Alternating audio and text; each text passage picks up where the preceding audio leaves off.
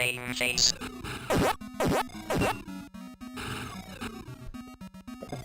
Hello everybody. I did say I'd try and do another stream, and it's my birthday, so I figured what better time than to do one now. So welcome everybody, and I see there's quite a few birthday wishes in the chat already, starting with MAME Fan and Aussie Guy, and a few more of you. So Mr. Fungi, Umberto, the Leviathan Eternal, and Atom. So thank you everybody, and MAME icons. Yep. So welcome all of you. Hopefully this works because the internet has been playing up a little bit today.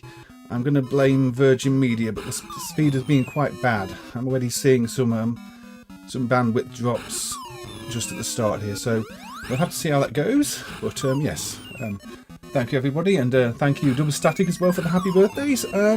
So yeah, I've not got a huge plan of what to play today, but I figured we'd try and look at a few that I don't look at all that often, or that I just feel like playing. So I figured why not start with an 80s classic that was never a classic. It's very much in the style of your likes of Donkey Kong, and it's Dr. Micro from Sanritsu. Not one of the better known developers, but they did do quite a few things back in the day, sometimes with Sega.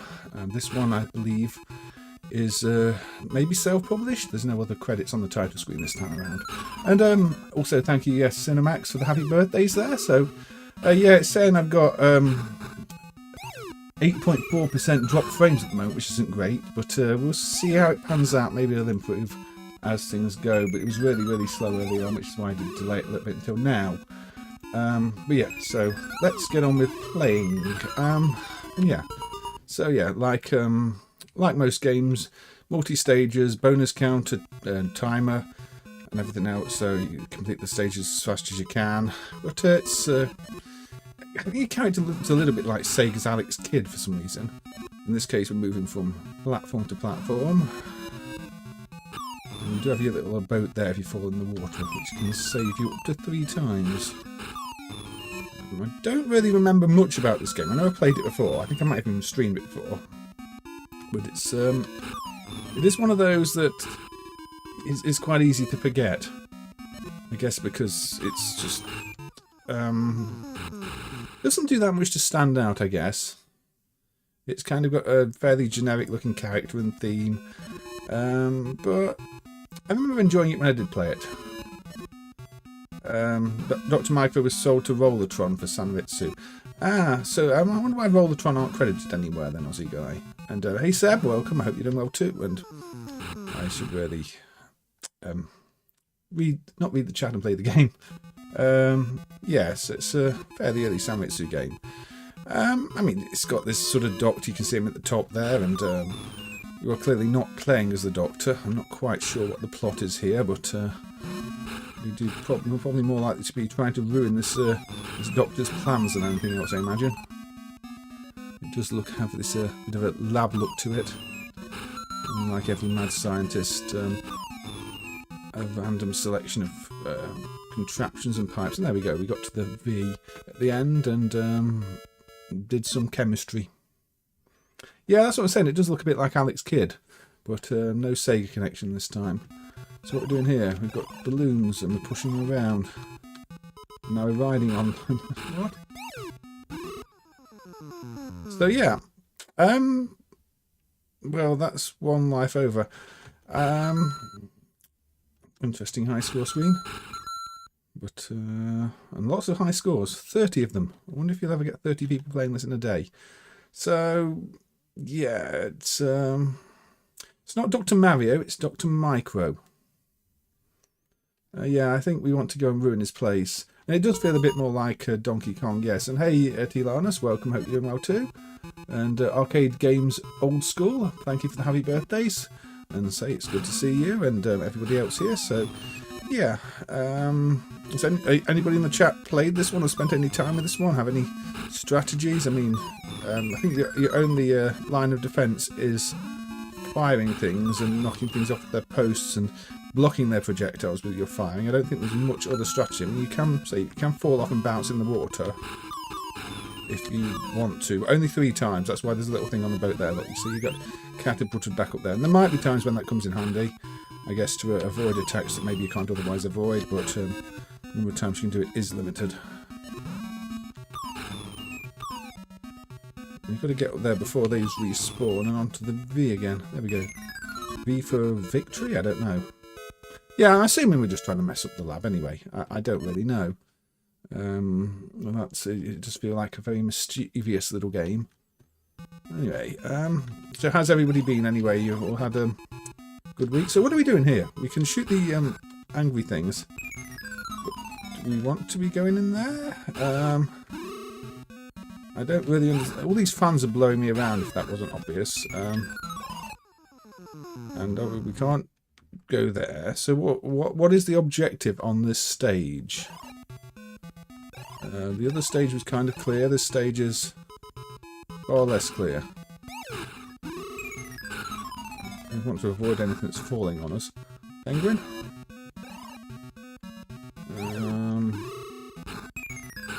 Just trying to get the balloons up to the top, the bubbles up to the top. I don't know. And they just get smaller the longer you're on them. Taking them up there to the scientist doesn't do much. So no, maybe I played this before, and this is why I don't remember it, because this is as far as I get. It's not obvious to me. Oh, it says goal now. Okay, do I just go there now? Well. And hey, Helmut, welcome, and thank you for the happy birthday. And hey, Atomic Buster 720. And did I say hey to Proton? You played it in MAME Hidden Gem Search. You don't remember if you liked it. It's not quite clear what you're doing. I'm assuming it's a time-based thing then. I mean, these balls last a certain amount of time, but I don't think I did anything to trigger it saying goal last time, did I? Is it just survival? There we go, it says goal again. Oh, thank you, Clark for subscribing. Now it doesn't say goal anymore. What's happening? Does it just periodically open?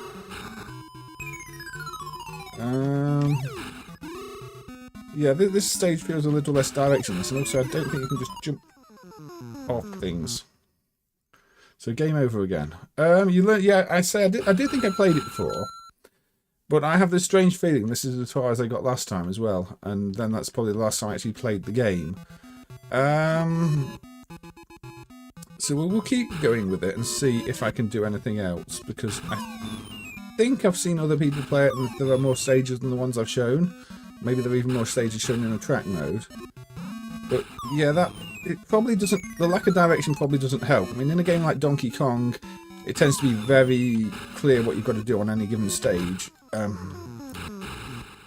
Okay. Yeah, I mean, I've streamed most things at least once at this point, I think. But it's difficult to remember if I ever did any better, or if it was one where maybe I researched it beforehand the last time and forgot to this time. But no, I just was looking at a list and I thought I want to start with a classic game that's not going to be one people remember. So here we are, a classic game that people are definitely not going to remember because it's, well, not one that was ever really very popular, at least to my knowledge. I'd assume it's four-directional. It feels four-directional. I mean, when you're on these things, you know, you can control up, down. You can't control diagonal, so it seems to be four-directional. The diagonal movement is coming from the fans blowing the ball around. So yeah, but what am I doing? And that's, I mean, the fans are very annoying. I'm trying to avoid this. So, is the penguin connected to this thing opening? No. I don't want to be on that side because that's where the red ones spawn from. So now I can go. Now it says gold in. There we go. I still don't know what triggered that, but at least you scored over 1 million on a credit. The credit lasted almost an hour. So I guess once you work it out, it's not too bad. So what are we in now? The Domino Factory? I'm not sure, but yeah, look, it's again very Donkey Kong. You've got your conveyor belts and everything else. Do they kill you? I don't know. Oh no, well maybe you can jump over them though. It looks like the build. Oh, okay. Yeah, no, the boxes do kill you because one just spawned behind the conveyor belt. So, of course, the crusher thing kills you. Well, we didn't get much further. Reminds you of Henry's house. It does feel a bit like one of those, doesn't it? Again, when people have tried to copy Donkey Kong clones. Night Shift, is that the same as the one that was on the 8-bits, where you're sort of in a factory and building toys? I guess that would make sense. The one where I think I saw a long play of Night Shift on either the Amiga or maybe Spectrum, and it was about like 10 hours long or something like that, which is ridiculously long for a game of that period. Yeah, I mean, I like the concept of that one. I never quite understood it as a kid. And say, looking at those long plays, it does seem to go on for a very long time, Night Shift. I think I had it. At least, I'm pretty sure I had it, or a friend had it. I kind of always wanted to like it and never really could understand it back then. But yeah, I do like this concept of, you know, these factory sort of scenes. And, you know, all the conveyor belts and things being put together and having a bit of control over that. Some of my favourite stages in other games, ones I remember, are the strange conveyor belt ones. If you've ever played Tasmania on the Mega Drive, that's got a sort of big conveyor belt stage where the boxes go along it and things like that, and you can have fun by throwing things on higher and lower platforms and watching them move along. I've seen it all that way. This is the third and final scene. But it's a bit low on the content side of things then. But maybe not too surprising for a lesser known game in the genre. Let's try and see if we can get to the top at least. Ooh, okay. That's a bit of a... We've got a gun. We can blast things. Oh, we have to blast them because they're in the way. Can we get up there? Yes, okay, we can. Oh, whoa, whoa. This is just like the bouncing balls on the bouncing, well, yeah, on Donkey Kong Jr. It's very similar to that. I can't remember bouncing. What bounces in that game? I remember the things bouncing. I can't remember what it is. It's hammers, or you know what I mean. If you play Donkey Kong Jr., you'll know what I mean at the start of the first level. I just can't picture it right now. Oh, I'm dead again. Oh, the Mega Man plug and play. Yeah, it's not playable yet, but it was good to see that one dumped. Kyo. There was also that Mega Man gambling redemption machine thing dumped, I think, last year. Although, again, it's a gambling redemption machine, so probably some ticket or medal machine, I don't know. It's not super interesting as a game, but it's another piece of odd Mega Man history. Oh dear, I failed again. Yeah, the music's alright. And yeah, thank you, Kyo, for the happy birthdays too. So anyway, yeah, this was a bit of Dr. Micro. Say not really a classic in the traditional sense because nobody remembers it, but definitely has that classic 80s Donkey Kong-like gameplay. Maybe a little low on content because, let's say, who was it? Was it Aussie guy saying there was only 3 screens, or somebody was saying there were only 3 screens? And yeah, I'm sure if I was concentrating a bit better, it wouldn't be that bad. That second screen was kind of dull because it just seems a case of waiting for the goal to open while you fly around on the balls and get blown around by the fans. The third level with the conveyor belts was a bit more interesting, but I think it could have maybe done with an extra screen or two just to feel a bit more whole. And I can see why, even if I got that far before, maybe I didn't remember it. And also, when you've only got 3 screens, if you can master all the 3 screens, you can probably do what Aussie Guy did and get 1,000,000 points without too much challenge, because that's it. But yeah, for 83, I guess it's respectable. And yeah, it even tells you there's only 3 parts there, just in case you were unsure. And there's actually a timer at the bottom then that counts up or something like that. Or down, or I don't know. But yeah, this I think this scene was the weakest of them because it's just like a wait long enough, shoot 'em up section. But anyway, that was a bit of a Dr. Micro. You think it's alright? Okay, Aussie Guy. Yeah, I mean, maybe I would have preferred an extra screen or 2, but that's just me. I mean, for 83 though, I guess that's about what you expect. So yeah, not too bad. Not too bad. Apparently we're still getting drop frames at the moment, though the internet's gone. So sorry if it's a bit jumpy at the moment, because like I said, this is why I was going to delay the stream, because my connection is really, really rough today. I don't know why. But let's have a look at something curious. So yeah, come on.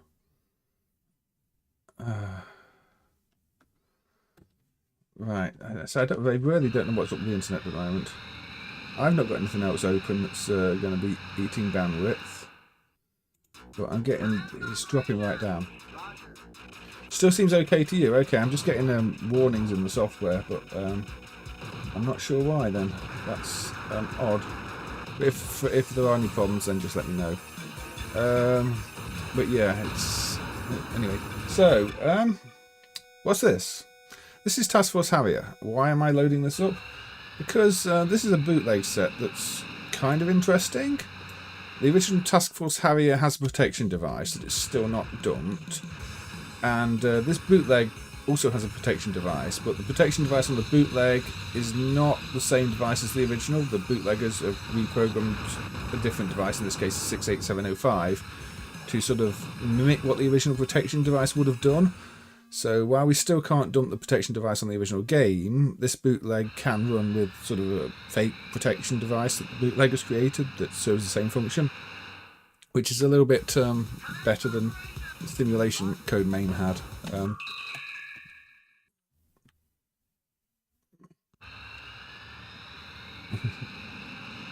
Game that speeds up and you get tends to be running at 60 whenever it slows down.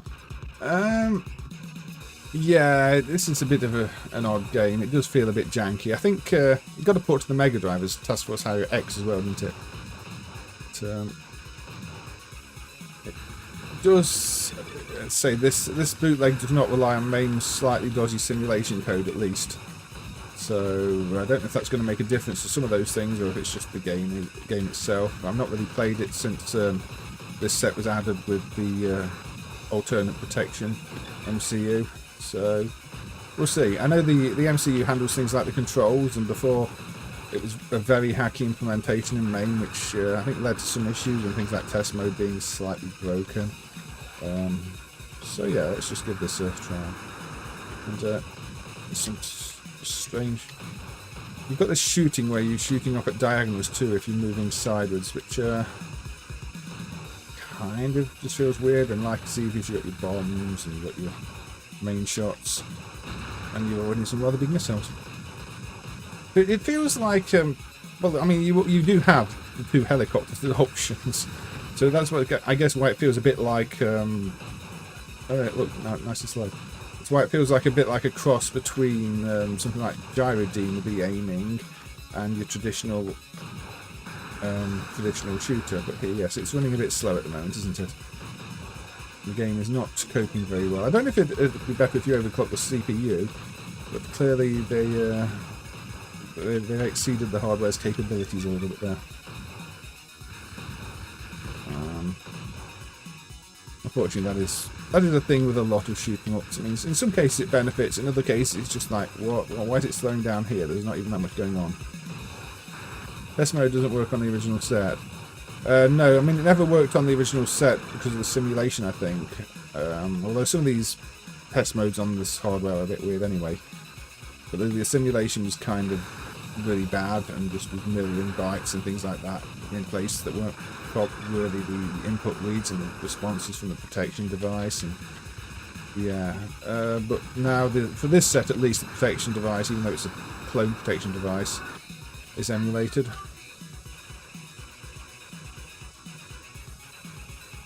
Yeah, it might be worth trying. I mean, it's obviously the bootlegger's interpretation of how the protection device would have worked, but they felt better to do that than just hack out the protection.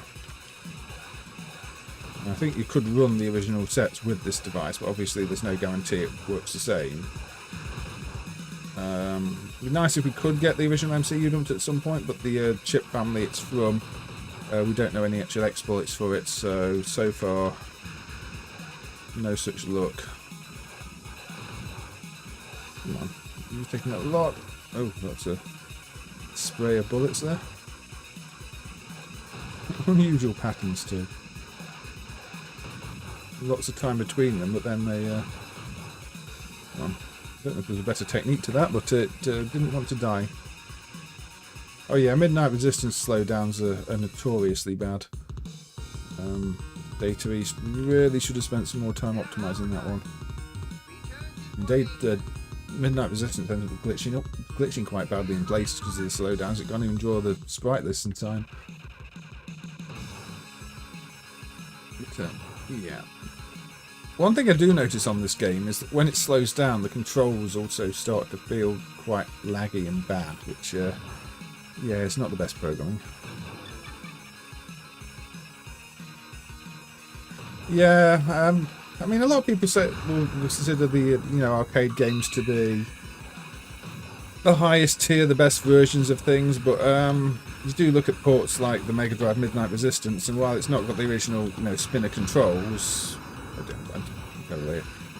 overall it's a much better program game than the arcade, and has various quality of life improvements, and it's far from the only case where that is true. This is a bit glitchy on the sprite. What? I guess these are going to be original game. Look at all these half-drawn sprites all over the place because it's not managing to draw the sprite list in time. Maybe there's meant to be some buffering of the video memory here that's would avoid that on original PCB. I don't know, but yeah, this is starting to look a bit glitchy. I don't have any footage compared to though. I clearly can't cope with what's going on anyway.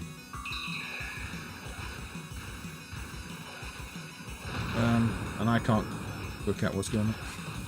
Yeah, I think maybe there's meant to be a sprite buffer here that's not being buffered at the correct time or emulated, because I think this is a bit too glitchy.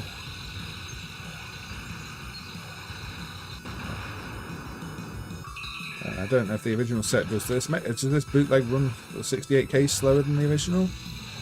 I really should just get better at dodging things. Every time on the bomb, it just looks like it's drawing partial sprites.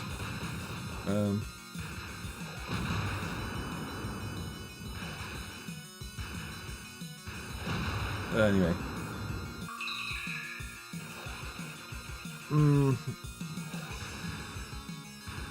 I mean, I don't know. Even when there's nothing else going on, that bomb seems to just cause corruption. Anyway. So I've never really played this that much. So I can't comment on if that's something specific to this set, or if it happens on the original, and I've never played the original arcade of this. I mean, it feels like it's a glitch that they would have fixed, although then again, you know, I've seen Neo Geo Last Resort, and yeah, that's got some very similar glitches in place. White enemies against white backdrop with very white bullets. What a choice. I mean, I guess it's camouflage. I mean, you know, well done to the enemy for picking camouflage, but it's makes it a bit harder to see. Not me, the player. But yeah, I don't know. There's just every time. I don't know. Maybe it's a bootleg thing. I'd have to check. Not a game I'm that familiar with. It does seem to have some form of auto fire, so I don't know why I'm hammering the buttons. Just habit, I guess. This was developed by NMK. Yeah, that's what I'm thinking. NMK usually have a bit of a higher bar.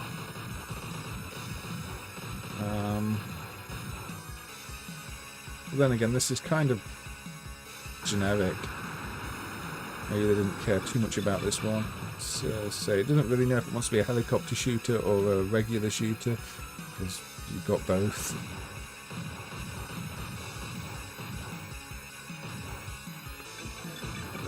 And then we get super slow down.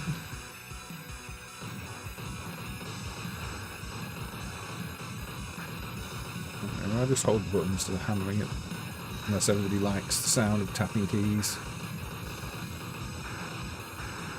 That wasn't too bad in the end.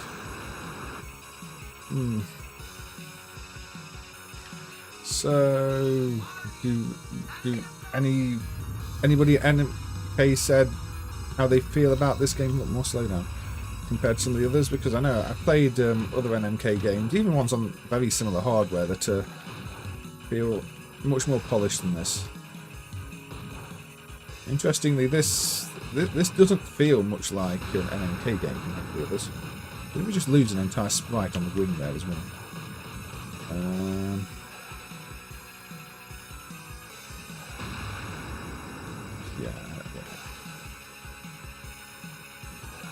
Yeah, there's something up with this. That must be a glitch. We're losing entire sprites when they're near the right-hand side of the screen. Maybe the sprite hardware on this is also slightly different to the rest of the NMK sprite hardware, which I think would make sense if it's an older board and maybe the custom chips were different, or maybe this doesn't even use custom chips. But yeah, the sprites seem to drop out when it goes to the right-hand side. That can't be right. That's a wraparound issue, I think. So that's something to note for maybe looking into. I don't know. It seems to be on the larger sprites, and I assume that's a much bigger sprite piece, and the coordinate handling's not quite right. It does feel a lot more like a UPL game than an NMK game. Now, that's why I'm a little bit surprised that Aussie Guy says it's developed by NMK.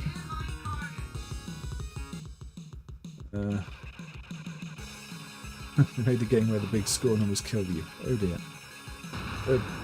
Yeah, I should pay attention. Yeah, on this stage, your bomb graphic glitch. I think the sprite emulation may need looking at in this. I mean, you can see the sprites are desynced with the backgrounds, which again may suggest there is some need for buffering, but then that coordination glitch suggests there's other errors in the sprite emulation for this one.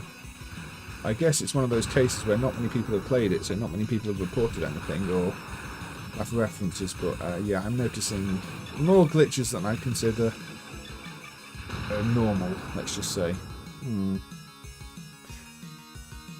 Yeah, Mustang's a lot better, and Blackheart and other things like that, and they're, say, similar hardware. Not quite the same, but this is rough. So I think some of this is emulation glitches still.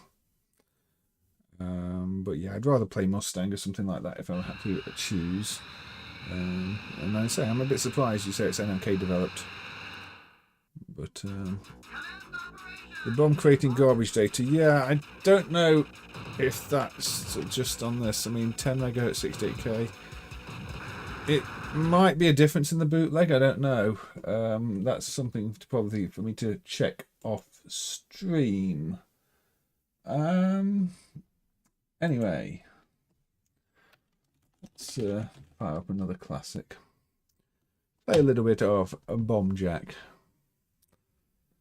Task Force Harriers on that Arcade Archives. That kind of surprises me. I didn't think anybody would care about it enough, Mr. Fungi. But anyway, Bomb Jack, another classic, and one people do remember quite fondly. So we'll play a little bit of this one. So there we go, with the nice colour cycling effects, and a friendly little tune, and some nice world locations in the graphics. Now, your classic Bomb Jack gameplay is to try and get the bombs in the order they're lit. That gives you the most points and best multipliers. And the key is to have your power pill and get the enemies before don't get them now.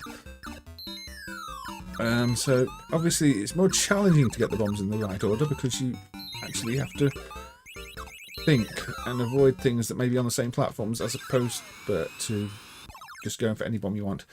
And this game's all about really controlling your movement because you've got your gliding by tapping, well, you know,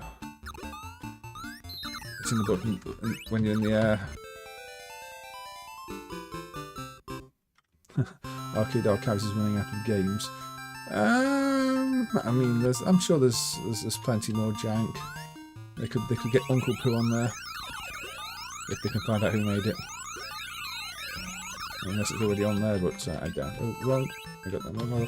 Yeah, so you can glide along, and I really should be getting things in the correct order, but I'm not.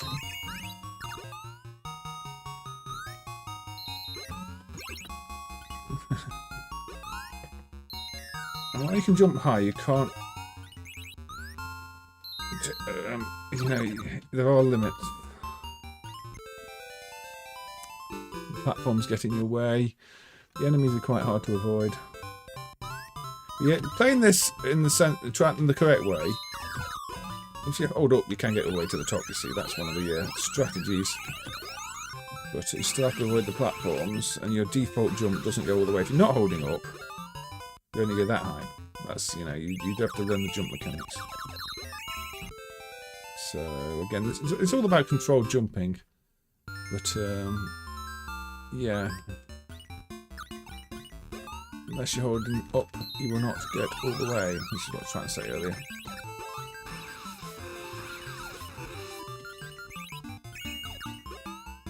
Wrong order, but still, I'll clear the stages.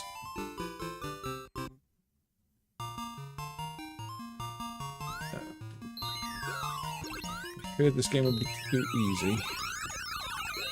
I mean, people did get quite good at this, didn't they? And it does give you a high degree of control. I mean, it's not always obvious at first, but you say your up and down do make a big difference to the limits of your jump.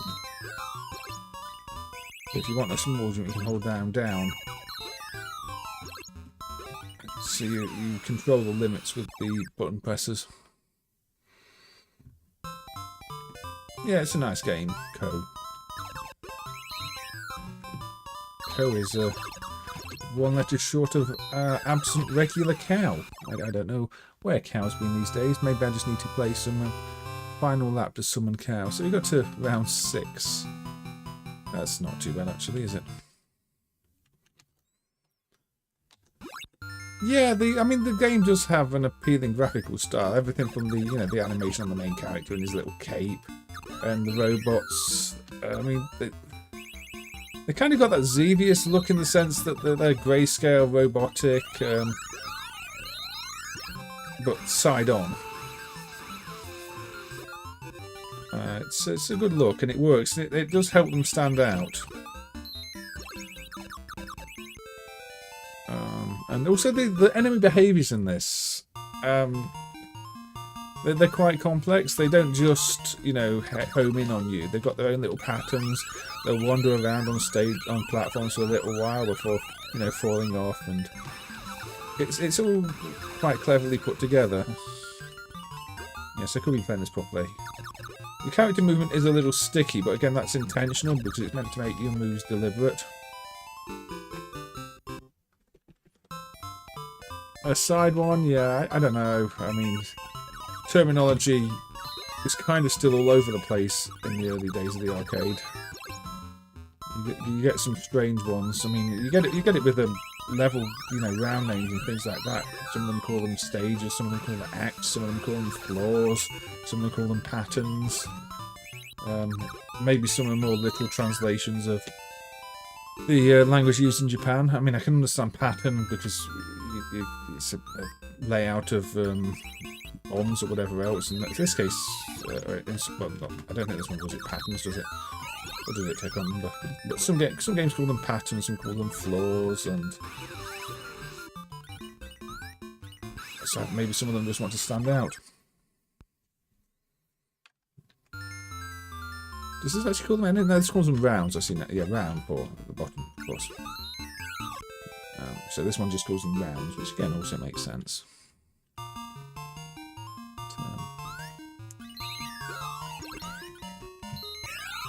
So hold down to drop down more quickly as well. Normally you drop down that quickly, but if you hold down, you fall down a bit more quickly. So just know that if you don't hold up or down, your jump is limited. And it's just the amount of control you get is makes it impressive. But we've looped the backgrounds. I mean, so it's a fairly early game. There's not that much memory for the backgrounds, but the the level patterns do change. So we've not looped the game by round 6. We've just got through the backgrounds. Yeah, mazes, boards. I mean, I don't think it was really standardised at this point in time. Ooh. Got some more aggressive enemies here. These UFOs zooming around chasing me. Yeah, that's it. The game probably wants me off now. But, I mean, yeah, if you learn the game, you learn the enemy patterns. It is a game you can play for a long time. And, I can see why it was a popular game.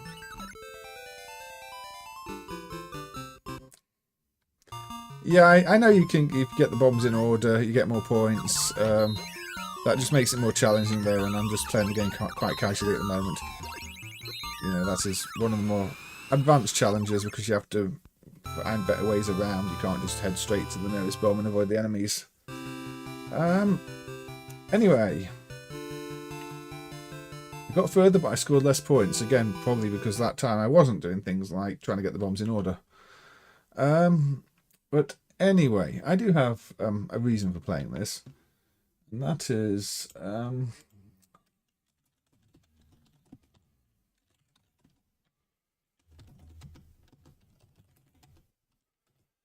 this. Let's fire up our Amstrad CPC. Now, unfortunately, this has quite a few emulation issues in MAME due to bad raster timing, bad screen timing. But Anthony Flack last year developed this version of BombJack for the Amstrad CPC. Now, the Amstrad did get a port of BombJack back in the day, but this one was done based on extensive studying of how the arcade game worked. So if you ignore the MAME-related glitches, this is quite a good port. It's an interesting one to have a look at. So look, they've got you can see the raster effects. The screen palette mode changes and everything else to align off, which is why things are a bit cut off at the top and the round is flashing when it shouldn't. These are meant to be raster splits and MAME is doing them in the wrong place. But yeah, and the same with your original game text down there being off. Everything's off by one line for some reason, which is slightly annoying. But anyway, this is Bombjack. It has an arcade mode, remix mode and scramble mode and all sorts of other options, difficulties. You can change the bomb orders, change it. Well, green screen colour monitor, CPC monitor type. You can have a plain background if you don't want the backgrounds. Anyway, so there's plenty of options. But I think what's impressive about this one is just how well it's been programmed. You've not quite got as many colours because well, it's using the mode 1 on the CPC, which is, well, if you know, 4 colours. You see more colours on the screen because of the clever raster splits. But yeah, this is the modern, from last year, Amstrad CPC port of Bombjack, which is much better than the ones we got at the time. In fact, in terms of the way it plays, it is very accurate. Yeah, it plays just like the arcade, and you've got a bunch of extra content and features too. It is a little harder to see things. Things don't stand out quite as well because of the 4-colour limit, but even then, the clever use of the dithering and intelligent design of the backgrounds, you know, they've made sure that things don't clash too much. You can always see what you need to see. They're sort of being quite smart in the way they've done it. But yeah, it's a little bit filthy. It's also done as a proper disc game, so you get a little bit of loading between screens, but not too much. But it controls just like the arcade. You've got your movements limited in the same way. You hold up and down to control your jump height. It's got the same sort of delay in the movement, and it's pretty much spot on. The little secrets from the arcade game work too. The multiplier all works in the same way. I think the enemy behaviours are all correct, and it's all running at, you know, a nice 50 frames a second, 50 hertz, which for an Amstrad CPC game, considering there's no sprite hardware, this is all being done in software, is kind of impressive. I did just play the original Bombjack, so this is why I'm playing. That's why I played the original Bombjack first. It was to so I could show this afterwards.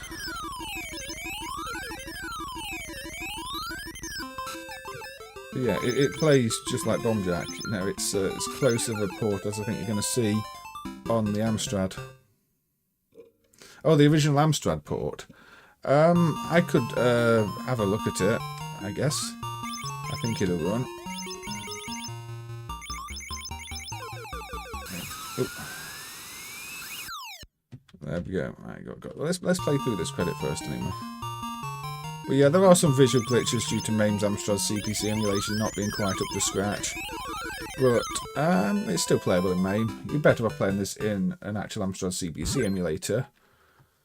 Yeah, there's trophies in it too, just in case you wanted a bit of an extra modern feature. So yeah, there's a whole trophy list and things to unlock because, well, why not? Why not add modern game features into old games if you're doing a new port? Yeah, the music's good too. I mean, considering the CPC's only got a single AY and the arcade had 3, it's really well done. So, yeah, definitely if you like this, have a look at it in a proper CPC emulator rather than MAME. It's even more impressive there. The original Amstrad port, yeah. Once I die on this, I'll have a look at the original Amstrad port then.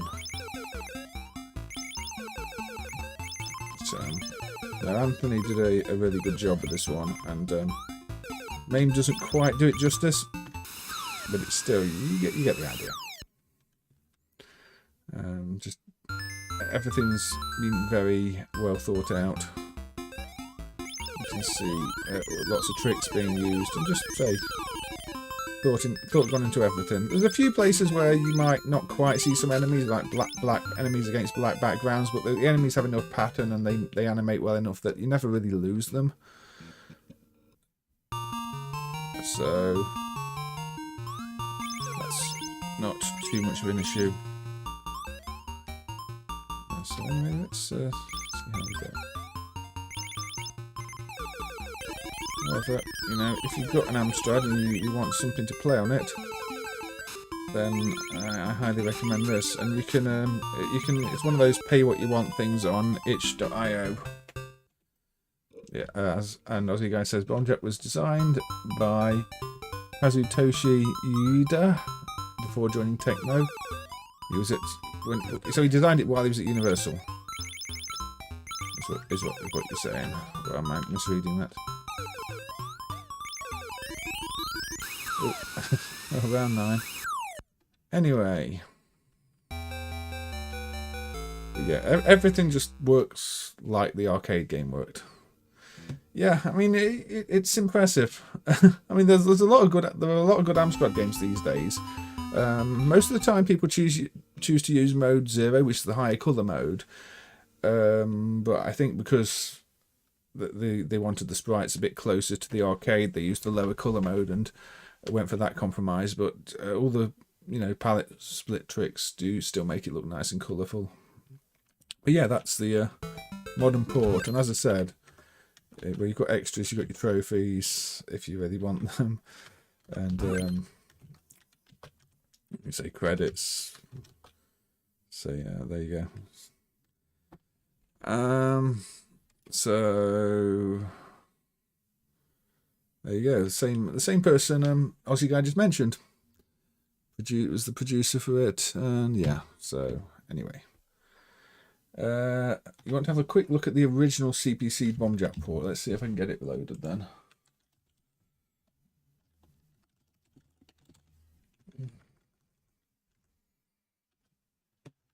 Is that going to load from disk? Nope, that's the tape.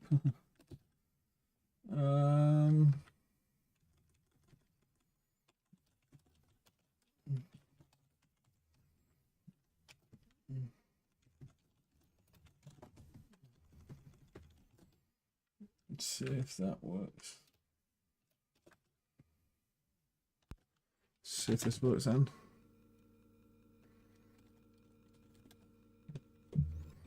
What was the original port like? By Elite. I still remember this being an enjoyable version of Bombjack. It just wasn't as close to the arcade.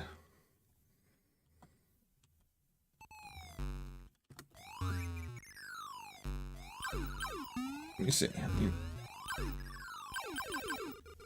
This is obviously in mode 0, which is the chunkier, higher colour mode. So it's still a decent playing version of Bombjack that I did enjoy a lot at the time, but it's nowhere near as good as the new port.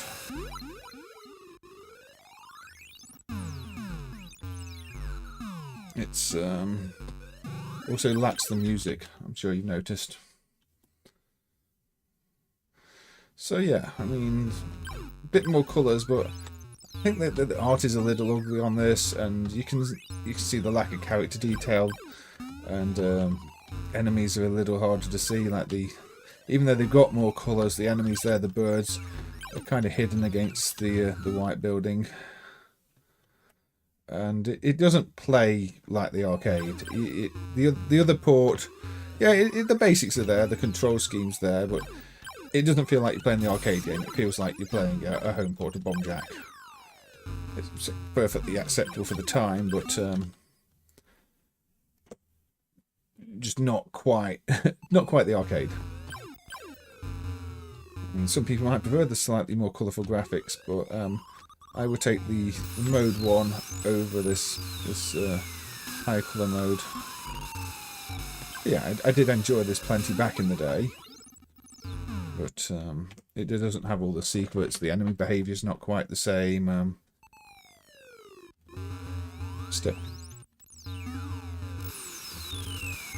it's kind of playable.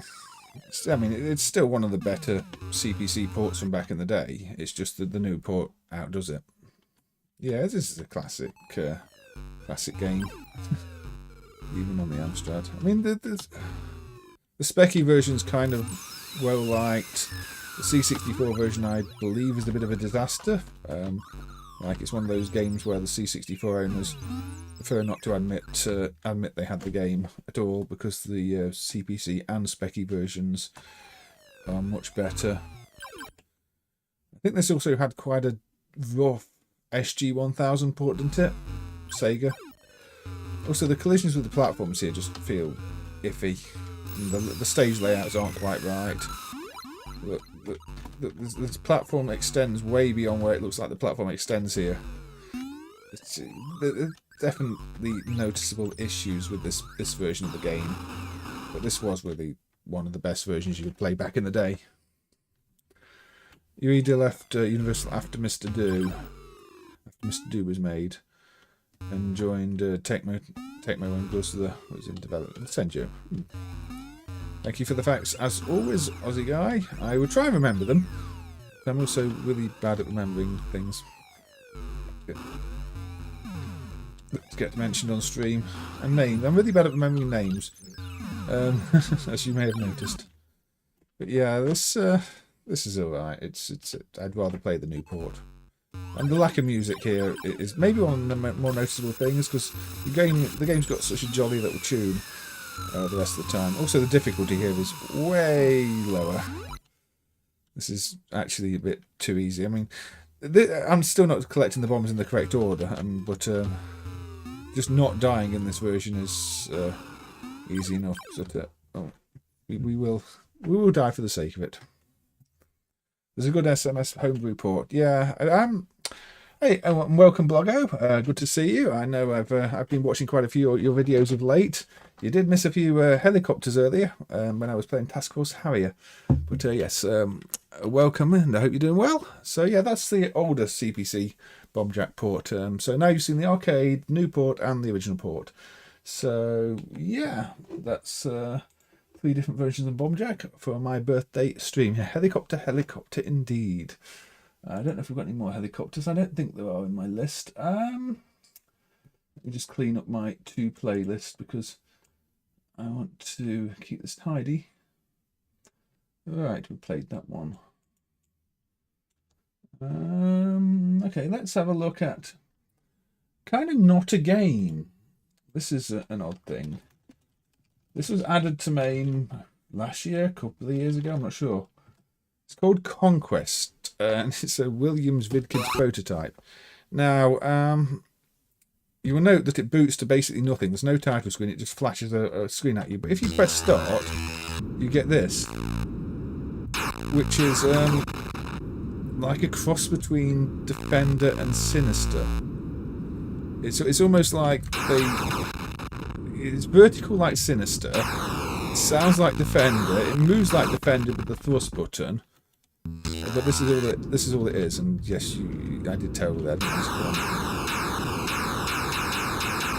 We've got big explosions like Defender. Thank you, Bloggo. Yeah, it feels like Proto Sinister. I mean, it doesn't handle like Sinister. They clearly wanted to do Defender but vertical. However, in this state, it is more like Defender, although I don't think there's anything to defend. Well, it's still homing on you. But it's a bit of curiosity.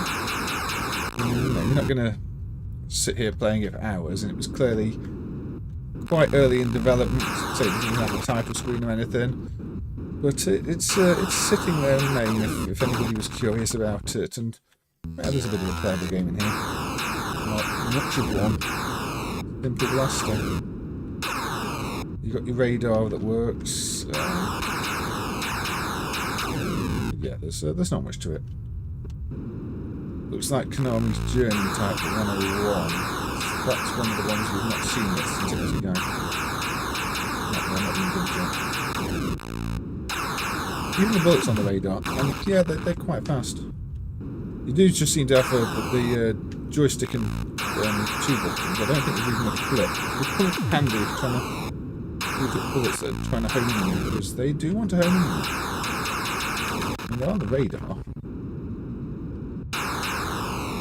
Yeah, I mean, there's barely even a heads-up display on this. It's just got your score up there. So this was just some kind of a little experiment they were doing. Anyway. Yeah, there's been quite a bit of stuff from Archie McLean, isn't there?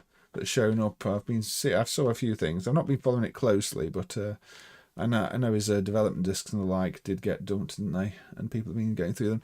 And hey, Extreme Rec 2000. Also, hey to anybody else who I may have missed. Yeah, hey DJ Agard. Thank you for the happy birthdays. Yeah, it's all right. You can watch on catch up another time if you want. The game is too loud in this case. That sometimes happens. Anyway, sorry about that. Incomplete but functional. Arcade games are all sorts of different volumes, and sometimes I forget to change it. So sorry if anything I said was not legible. Right, this is one that Aussie guy, I believe, mentioned.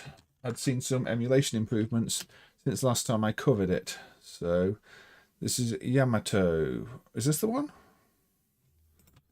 Is this the right game? Or not the right game? I think it was mentioned that this now has the correct gradients. Is that right, Aussie guy? Or am I thinking of a different game? William Games of Jane. This is the right game. So how do I play this? I assume it's just a joystick.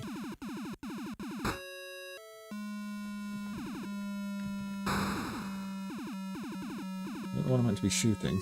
I just feel like I'm a huge shit. Okay.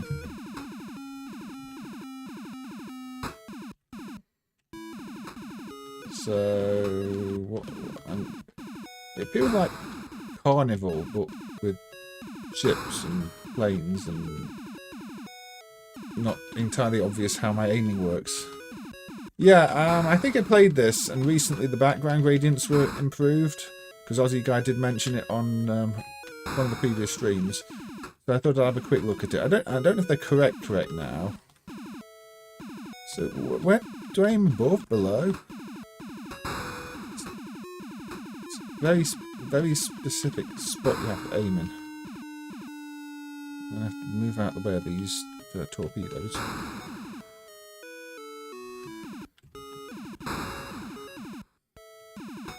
Yeah, I can shoot these in a row like this.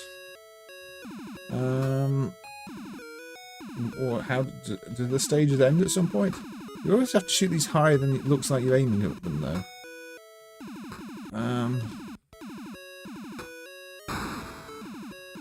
Can I shoot the boats? I'm assuming... Nope.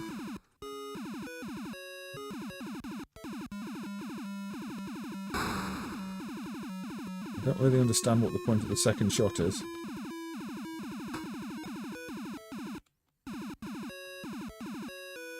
The background music that keeps cutting out because they clearly didn't spend enough on the sound hardware. And there we go. We've got a background colour change, which I guess is what was being mentioned. It seemed a bit abrupt, but I would have kind of hoped for a smoother transition. But again, we are dealing with early hardware here.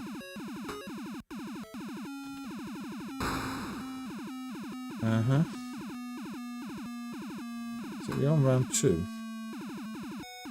And I don't really feel like I've accomplished much. So yeah, the second button can get rid of those. I don't think actually take the ships out.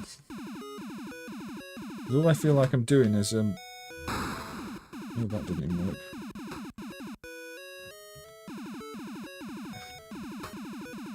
Shooting lots of planes in a tiny window of the thing while avoiding the occasional thing that comes towards me. But, I mean, the background gradient still always look nice. We had a look at N-Sub with its gradient the other day. I think that didn't work either.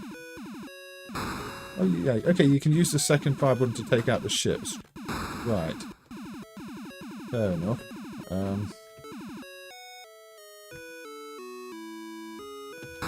Okay, and you do push the scrolling around, even though it doesn't look like there's anything scrolling, because there's no like there are no waves on the water to make it clear that you're pushing against the side seems to have an effect. Oh, and there we go. We're on round 3, and it's now night time. So again, another little palette change that was previously missing in MAME. Unfortunately, yeah, I think that's the problem. This is not that satisfying to play. It's just your crosshair aiming doesn't feel super precise. You just work out where to aim, and then you're a huge target. I mean, that didn't even look like it hit me, because you're a huge target, but then your actual hitbox is even bigger than the huge target that you are. So it's changed to red now because I died. So we're still alive. These in the air and these in the ground? I don't know, but they're completely coming for me. Yeah, I think the game wants me off the machine now, because, I mean, how can I avoid that many bullets when I move that slowly and... Anyway. Okay. And... Okay, you've got a crosshair that's pointing at the letter, except... You could have just given me a list of letters and to point the crosshair at, rather than this very weird...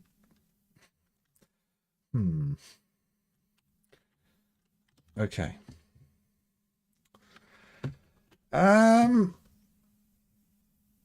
Yeah, I'm not sure this was much fun. It's nice to have the graphic effects emulated, and say Sega must have liked their gradients, because we did see someone end sub 2. But yeah, you're mostly just trying to shoot things in a tiny window, and then when it comes to dodging anything, you just seem too big to dodge anything. At least once it's, you know, there's more than one thing to dodge at a time. It's like, what are you meant to do? The Yamato was destined to sink. Too big to dodge torpedoes and bullets. You are correct, Johnny Bond. And Scout 711, what were you saying? You couldn't endure the music, so you just launched Choplifter's music alongside. Yeah, I think Choplifter's got better music, and the music in this was just beeps, wasn't it? I mean, I've got my actual volume here set really low because I'm not wearing headphones again. I don't want interference, but it didn't sound great, and it did sound like the music just seemed to cut out all the time. Like they've not really got enough sound hardware. They've got 2 8Ys though. I mean, thank you, D.F. Williams. Thank you for subscribing. I hope you're doing well. It feels like a sequel, a prequel. Anyway. So the game is super realistic and accurate. I mean, this is maybe true. I mean, perfect for not spending too long on an arcade machine if you are really destined to fail. I should just make a Titanic game for the same reason, where whatever you do, you hit an iceberg. That would work, wouldn't it? I mean, I don't know. Maybe there is one. There probably isn't. So, done that one. We've done that one. Okay. Let's go to Spain. Let's play Altair II, which just says Altair on the title screen, but if you play Altair 1, it doesn't have a title screen at all. So, yeah, this is Altair, but it's Altair 2, and Altair 1 has no title screen, so that can be just called Altair 0. And this one just flips things when you go up and down, complete with screen flash, because super janky hardware. Now it's upside down section. I think it's come out the bottom. Is this one also too loud, or is the volume okay here? It sounds a bit louder than the other game for me. But yeah. Oh, I've lost a wing.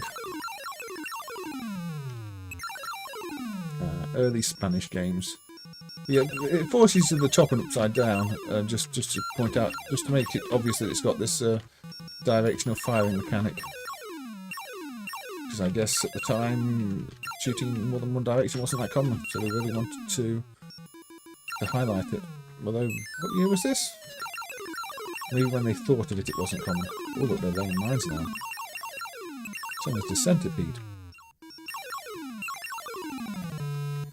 Yeah, it flickers every time I flip. I think that's just how the game would be. I think it has to redo the video memory or something like that to have the flip sprites in. I can't quite remember how it worked, but I know this is really, really primitive hardware. So it wouldn't surprise me if it was having to upload a new set of graphics or something like that.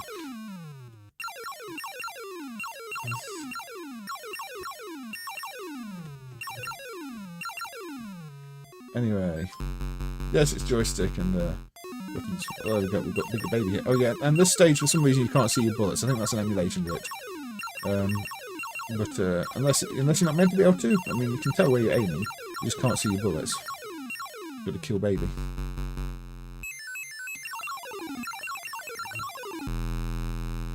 This game could kill somebody. There's definitely enough flickering, isn't there? And flashing. Maybe I should have put a warning up. So yeah, I don't know if the bullets being invisible on that stage is an emulation glitch or not. I'm going to guess it is. But I don't know. It could also be that they used all their video capability drawing the big baby in a bubble. That also wouldn't surprise me. This one was emulated a few years ago. The original game was emulated a bit further back than that. I mean, it's just a simple arcade space shooter. And it's just one of those cases of... It's interesting to see that Spain had its own industry for games, even, you know, way back in 80 question mark. That magical year of 1980 question mark that we don't actually know when it was released then. But yes, Sidelsa. One of the earlier Spanish developers, who I believe some of the developers, wouldn't they go on to be part of Gallico in the end? I seem to remember that being mentioned. But yes, there you go.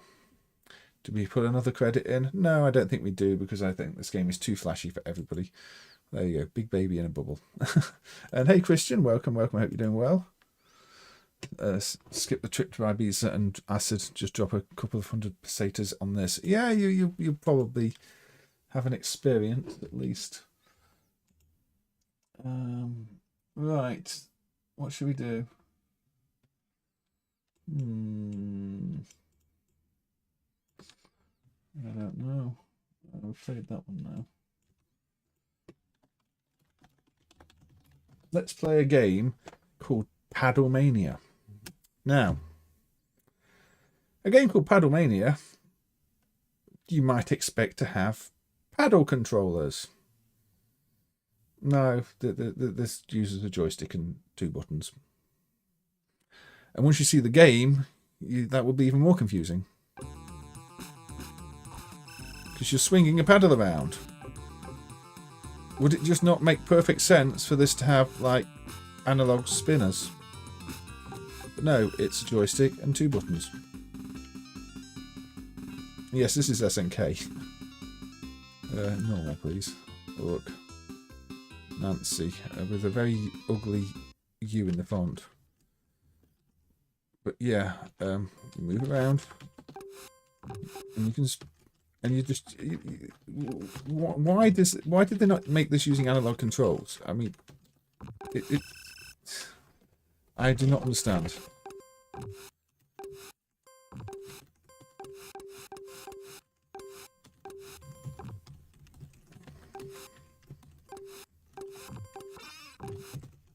I got knocked over.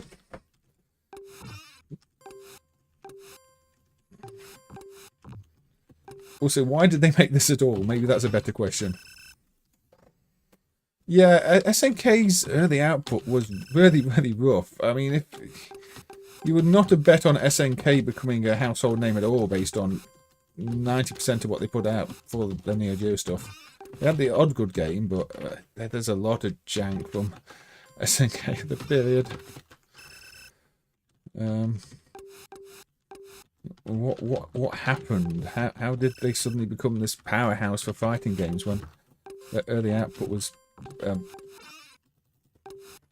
often very rough? I'm sure I selected normal, not hard.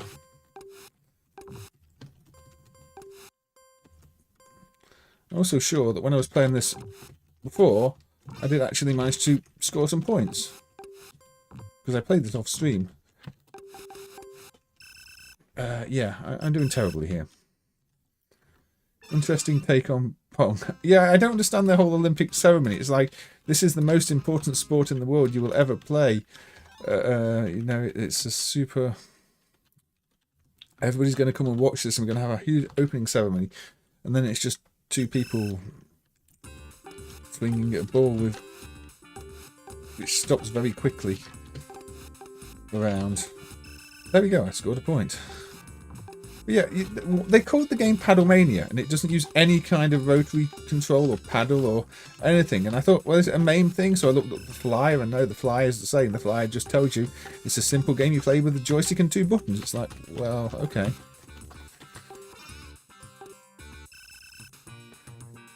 Fair.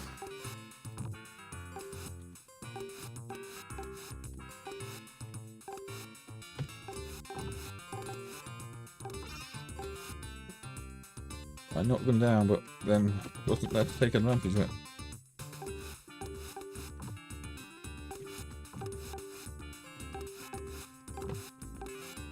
But it's like, is this really actually more fun than Pong?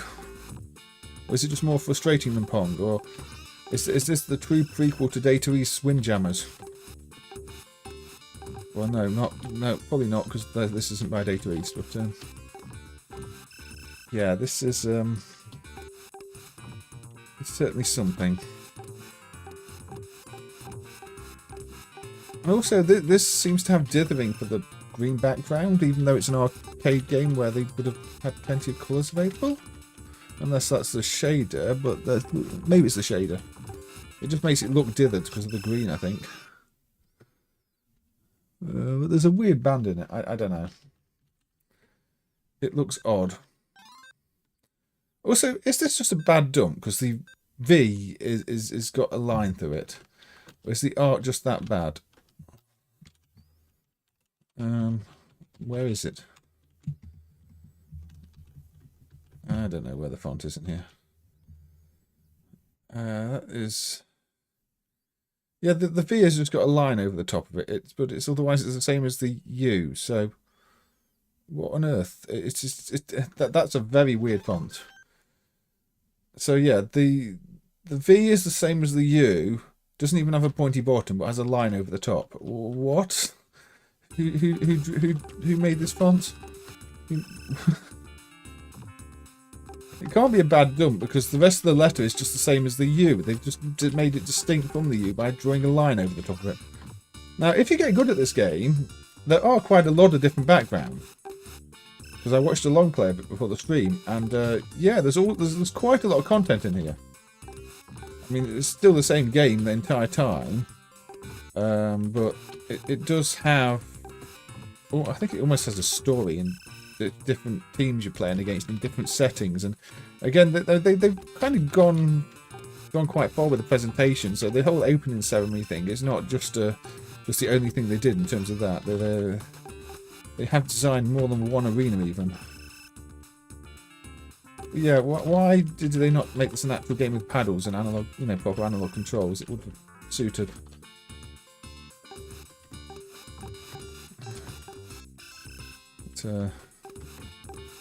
But, I think there's a 2-player mode. There's a team mode, so you can play 2-on-2.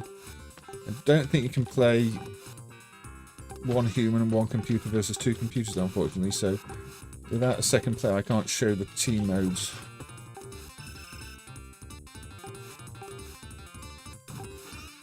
I don't think I'm going to win anything. I mean, it's far from the only time people have tried to do simple sort of Pang style games. There's even new ones. I think there's a Naomi Atomic Wave one called Block Pong or something like that really just seems to be again a Pong game and on a very modern piece of hardware. But yeah, if you insert more coins, you can have 2 players versus the computer, 1 player versus the other player. So strangely enough, there's no 1 player plus CPU versus anything. So you've just got those other game modes if you've got 2 players. Anyway, I don't know. There's a game in here. It's probably not one I'd go back to. That font thing is really weird, though. Why would you do the font like that. Audio. But yeah, that can't be a bad dump because otherwise the V would at least be pointed. Paddlemania. I think there's a 4-player mode. I mean, there are 4 players worth of inputs in here. So yeah, maybe it's more fun with more players. In fact, this looks like it's got a 1 versus 3, which didn't seem to be an option. So I guess maybe this is a later level. You start to have to play against more opponents. So that might get more interesting, but how many players actually get that far and don't just go, oh, this is a really boring Pong-like game? So, get anywhere? So we just get that mode. So that's all it's shown us in the demo mode. So you don't get to see everything, but there are a few different themes. Maybe if you persevere with it, there's a fun game in here. It just feels like a wasted opportunity to have a better control scheme, and it doesn't really sell itself because the first round you're always going to do is this round, which is incredibly dull. Whereas the demo round there showing 1 against 3 might be a bit more interesting. Unfortunately, Jongbo 2 is one of those adult ones, isn't it, Aussie guy, where I'm going to struggle. I don't know if that one's even got disable adult content one, so I can't really play those on stream. But yeah, this was 88. Maybe if it was 85, 86, it would feel a bit better, but I mean, this is not long before the Neo Geo came out, if we're honest. If you want to take it as a bit of a joke, yeah. It's not like SNK stopped putting out, well, publishing sort of Pong knockoffs on the Neo Geo. You got Flip Shot and Bang Bead that Visco put out. It's a genre that remained around, but I don't know. Most of them just feel dated. I'd say I just wanted to play that though and show it because it's kind of interesting, but probably not one I'd go back to and play.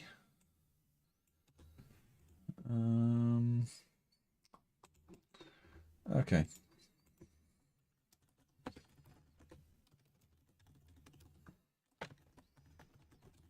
Let's have a little look at its game. Because, we need to play something that's a bit more interesting.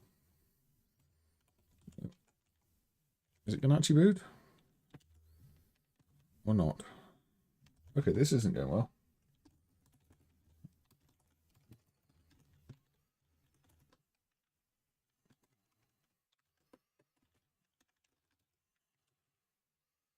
Try again.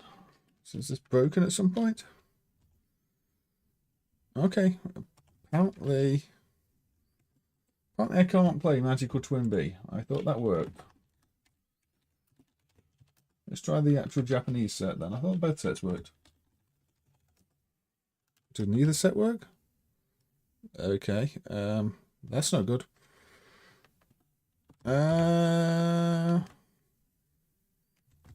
Yeah, this isn't happy, is it? Okay.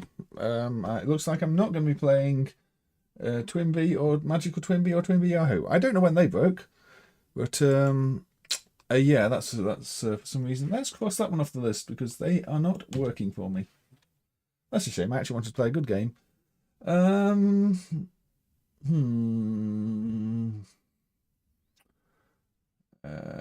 now we've got a problem. Okay. Let's just play some Mr. Driller.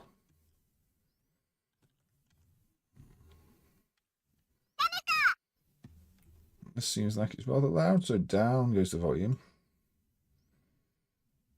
So this is Mr. Driller G, which was emulated a couple of years ago when the Namco system 10 stuff got emulated. So let's play a bit of Mr. Driller G. Now, mission.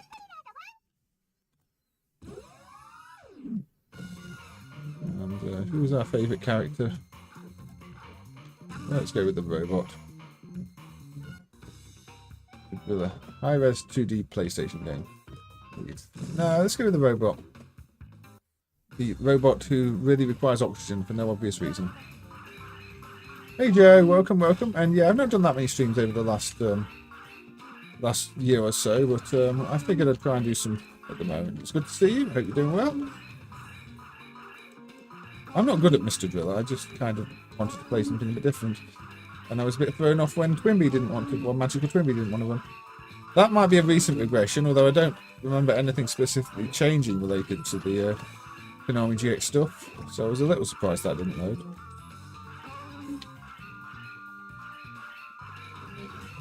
Now, I know there's strategies for playing this game, and I don't remember them.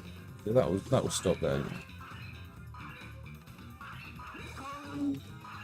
Because blocks above you join up with other ones, they fall next to them at the same type and things like that. Yeah, you don't want to drill through the X's because yeah, you can see when things are going to stop because they will latch onto other blocks above them, and if the same colours they join up and they will stop falling because of that. So you can plan and have a good idea of when you're not going to get squashed if you think quickly, which is why it's as much as a puzzle game as anything else. Understanding the mechanics and the behaviour of the blocks and thinking quickly about them is yeah, not that much difference to if you playing Tetris and wondering when the pieces are going to drop, how they're going to fit together and thinking where they've got to go.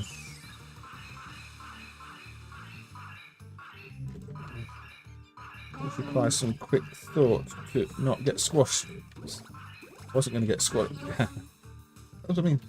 Now, this is the thing with the robot. The robot gets 2 lives. Although my second life did not go very well there. Or two parts of each life, should I say, because you've still got the same number of lives. So it's like you get a second chance when you've got the robot. Although I'm wasting it right now. And my dead robot body just sits there.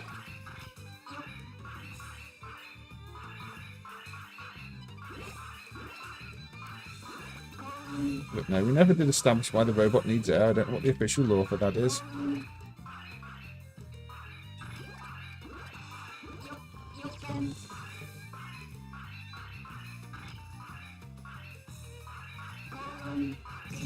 Well, that was looking.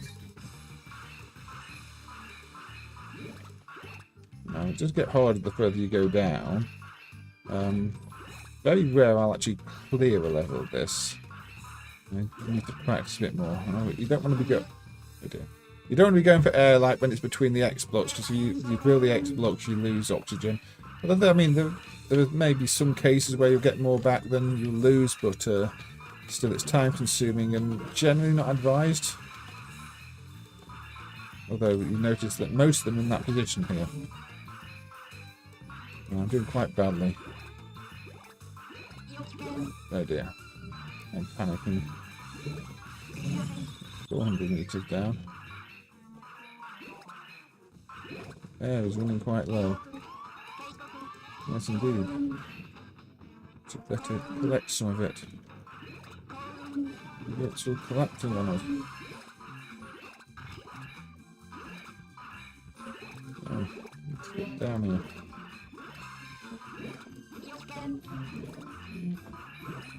This is where it becomes a bit more difficult because you don't actually, you can't see what's above you as easily when it's so empty, so you don't know what's going to fall on your head because you don't know what thing's going to join to what.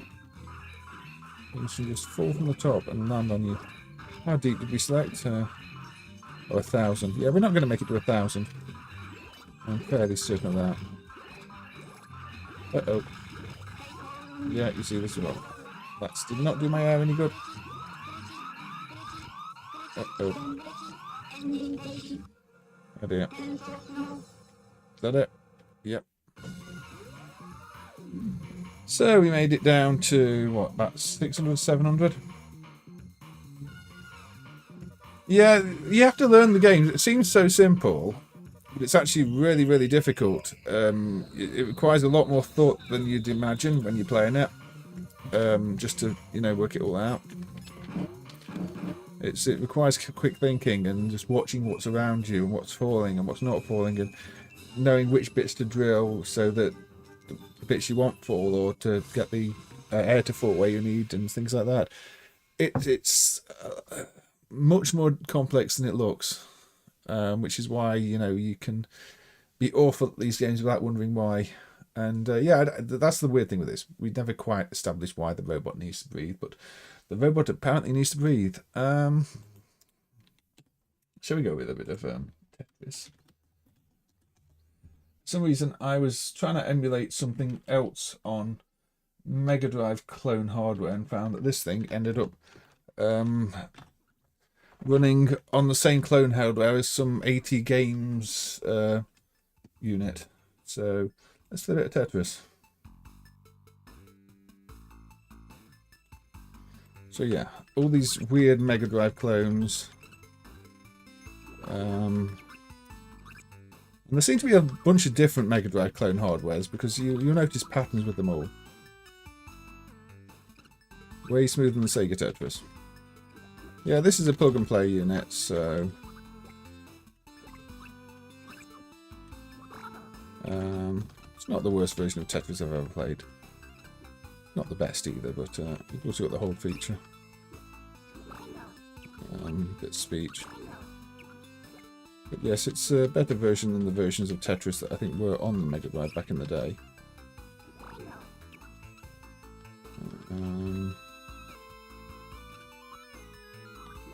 So anyway, should really be playing it better though, shouldn't I?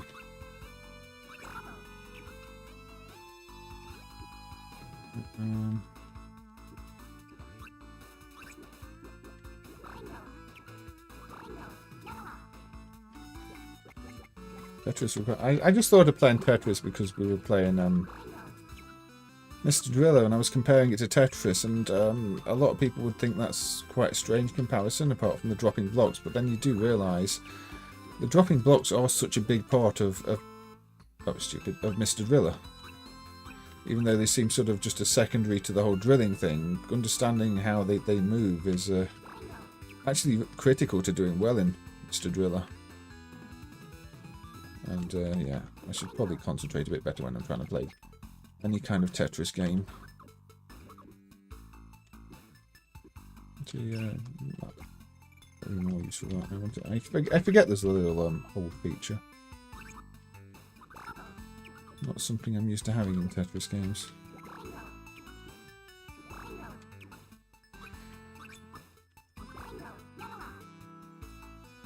That's a nice classic arcadey background, isn't it?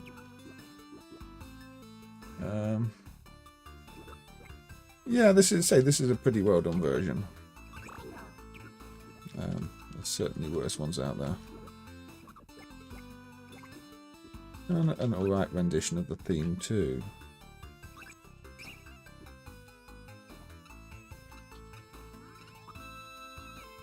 I don't want to go. I really want to be stacking things up a bit better now.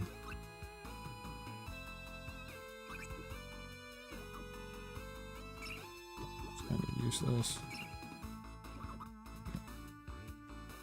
My stacks are getting too big.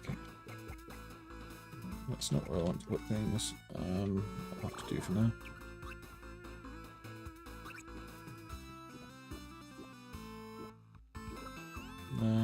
Concentrate. Nope, that's not what I want to do. Yes, I'm playing Tetris very badly right now. That doesn't help. I just want a long piece, which I'm not going to get, and now I've messed everything up. Come on. Oh dear. Never mind. Anyway, I'm usually far better at this version of Tetris than that. But you can start on different levels. I didn't even get a Tetris. Let's start on level 6. So start on any level. Yeah, if you use the hold mechanic intelligently, and save certain pieces, it's actually not too tricky, this one. No, I don't know if any other versions of Tetris have it. It might be a standard Tetris feature, it might not be. Okay. I do actually want to get Tetris at some point. Starting at the high difficulty was probably not the most sensible thing to do. There we go. Get an actual Tetris. It says Tetris.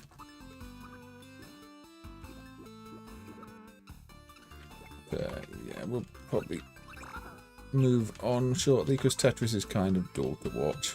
Especially when I can't concentrate because I'm thinking about the fact that I'm not paying attention to the chat. And Tetris does require pretty much absolute concentration. Yeah, Mr. Driller would definitely help clear some of those Tetris. But no, I'm trying to play Tetris, and I'm trying to think that I don't want to miss too much chat. So I'm not playing Tetris well because I'm not got the concentration. But yeah, that's not a bad version of Tetris. But weirdly, what was it?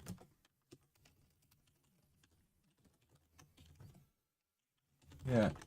So it started working when I was studying this weird AtGames 40-in-1, where half the games in this run on Mega Drive clone hardware, and the other half run it's all the Mega Drive clone hardware, but some of them use modes that only the clone hardware chip has, which aren't supported yet. But this is pretty terrible. I think this only works in it doesn't work in it's a cartridge, but it doesn't work in a regular Mega Drive.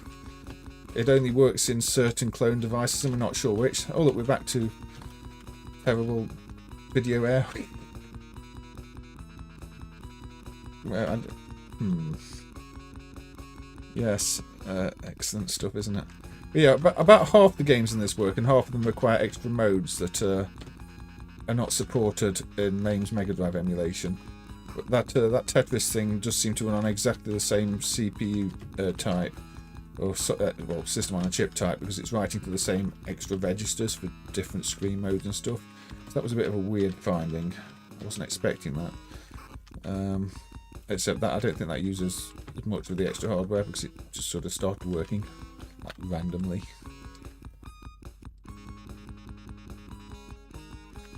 I'm not even sure why. But, yeah, if you really want terrible mini games to play that don't even work on a real Mega Drive, you can load this set and play about half of them. Does Black Sheep work? No, the ones that don't work will just do this. You can tell they're running in the background, but you get no proper video display. Because say they're using some custom video mode. And the music doesn't quite work on them because they're probably using weird different timing routines. So yeah, I don't know. Warehouse Keeper, does that work? Oh yes, there we go, AtGames. But of course you can have. I mean, why would you want to? Who gets a Mega Drive and thinks, wow, that would be really good use of the hardware I have? But the worst Suckerban game ever.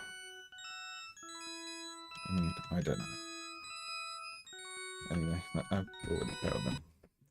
Yeah, it's just some very janky bonus thing. It's currently as a set, not a cartridge, because it doesn't actually work on a Mega Drive, and we don't seem to emulate any of the base machines it's meant to work on. So it just got added as a set for now, which happens sometimes. But yeah, you probably don't want to mess with that. I just thought it was an interesting curiosity. And they say, I mean, it'd be quite nice to emulate the extra screen mode or whatever it is that it uses, but I don't know how much of a mess of the Mega Drive emulation that would make, because it's not even clear how it enables it. Or I mean, I have a guess at how it might enable it, but how much of the original Mega Drive logic still even applies when it's in that mode, I don't know. It seems almost like more of an 8-bit mode, but it's not the Master System mode, so who knows. Shall we actually look at something decent instead? Probably should. Let's play a shooter. Let's play Gunbird 2.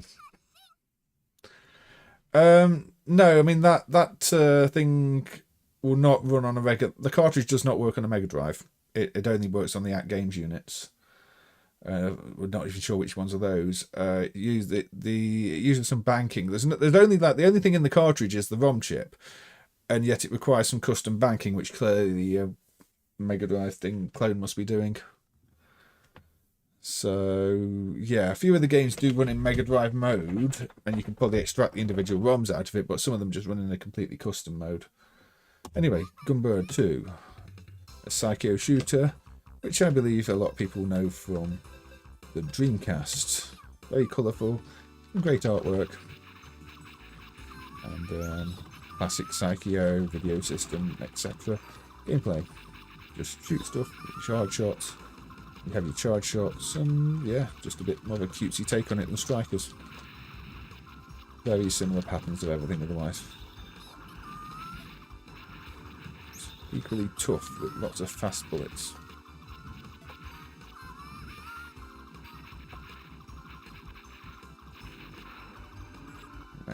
Not sure how long this stream's going to be going on for. Probably just another shortish 2-hour one, because they're a little easier to manage that way.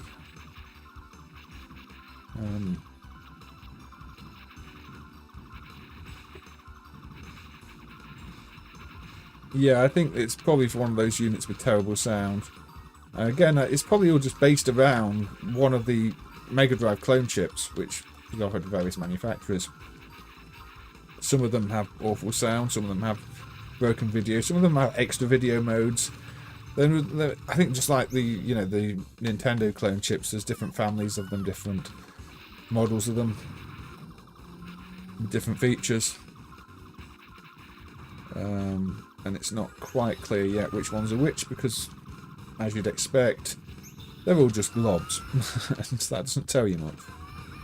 You just have to kind of work it out from the behaviour, which is why I was kind of surprised that Tetris game seems to be exactly the same one as the AtGames thing. It's writing to the same extra registers and everything else.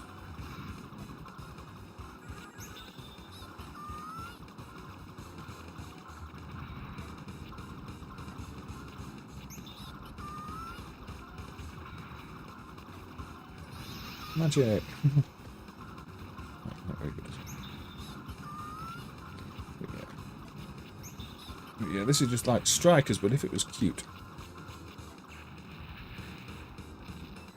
The Sam Coupe had some Spectrum compatibility. I think it was compatible with the same BASIC and other things. Not 100% compatible though, because lots of software didn't work. But it's attempted some sort of basic level compatibility, so I think some basic programs would work. But in terms of full hardware compatibility, no, not really so much. And also, Sam Coupe was not the best design in the world. It's far too slow for a machine of the period it was released in. And also an 8-bit machine when really 16-bit machines were the absolute minimum you could get away with.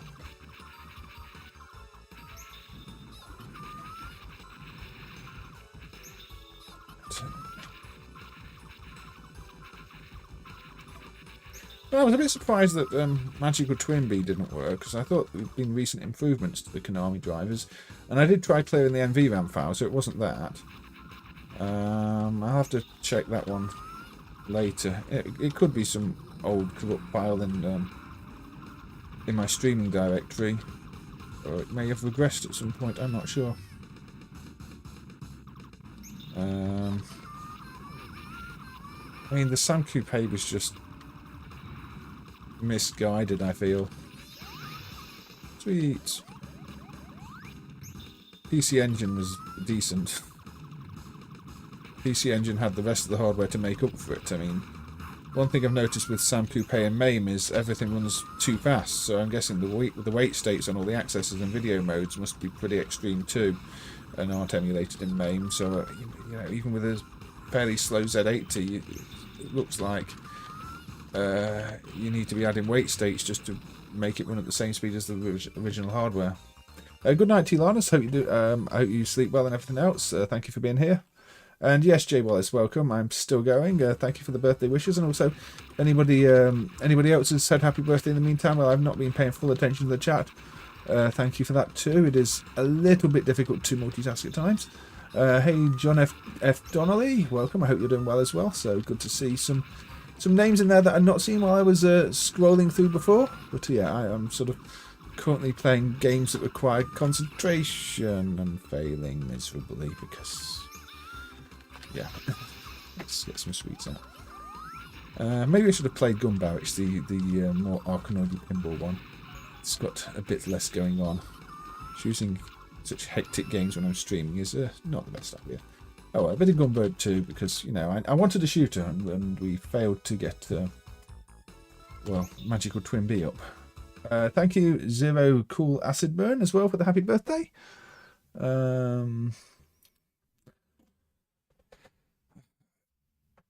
Somebody probably just thought there was still a market for something like the Sam, but I don't know. I mean, not all the games on it are terrible. Things like the Lemmings port seem pretty decent, but again, there are just better ways to play and do pretty much everything it could do by the time it came out. Pre-rendered Japanese alternate Europe. I mean, I guess so. The art is good, though. I mean, you say pre-rendered, but a lot of this is good looking graphics because the hardware is capable of so many shades of each color. It's, you know, it's full 24-bit well, 888 palette, so you get some good shading, good blending. So pre-rendered stuff tends to still look good. I know pre-render is often used as a negative, but when it comes to these Psycho games, it usually looks pretty decent still. It doesn't just look all bandy and rough like a lot of the Neo Geo pre-rendered stuff, Shock Troopers 2 especially. Yeah, it's rather nice. I think it's a shame there weren't more games on this hardware. It's a very capable piece of hardware, and it's that's why the games on it look so nice. Plus, obviously, good artists as well.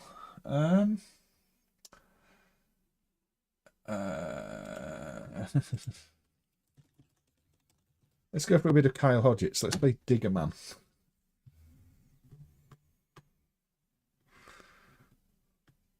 Yeah, that's what I'm saying. They say the Amiga, 16-bit Amiga, 85, and the Sam was 4 years later and still an 8-bit, sort of better than a Specky. It didn't stand a chance. So yeah, MAME calls Diggerman a prototype, but it's a piece of Kyle Hodgetts jank. So in reality, who knows? Is it a prototype or is it just, you know, his usual quality affair? I'm not actually sure. I mean, it's clearly just Dangerous Dungeons. I mean, the mazes are the same. This is the same maze as Dangerous Dungeons. Probably shouldn't blow up the gems though. You know, if you play the first level of Dangerous Dungeons, it is this layout. So this was clearly Kyle's attempt to bring Dangerous Dungeons to the Neo Geo. And I wouldn't say it was inherently worse than any other versions of Dangerous Dungeons, so I don't know. His stuff was basically Homebrew anyway, which could be confused with prototype, but I don't really know. Most of his stuff is not super common at this point. It never was, because not that much of it was made. I got myself killed. Yeah, this is just the Digger Man, not Mr. Driller. He hasn't given himself such a title. It's not even Dr. Diggerman, it's just Diggerman.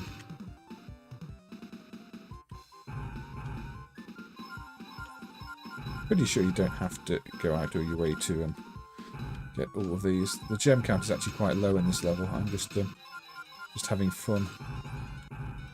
Or not having fun, I don't know. Well, that was clever, wasn't it? Maybe the challenge is getting to the exit. But yeah, it doesn't feel any less finished, really, than anything else Kyle ever put out, so...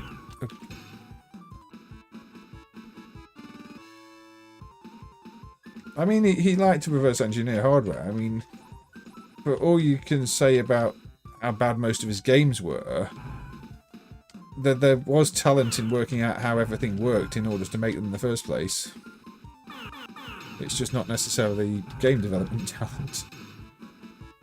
But he definitely liked his Boulder Dash clones, and I guess the arcade should be thankful in a way, because we didn't really get much in the way of proper Boulder Dash releases in the arcades, just the Data East ones. So if you like, yeah, I do know how to play Boulder Dash. I'm just clearly not playing it well right now. Oh yeah, you can't go too close to the enemies. Diamond Run, I think, is the one you're thinking of. That was the one that was the Ghosts and Goblins conversion. I keep forgetting the problem is the graphics on this are a bit misleading. I keep thinking those red things are collectibles, not bombs, which is not useful.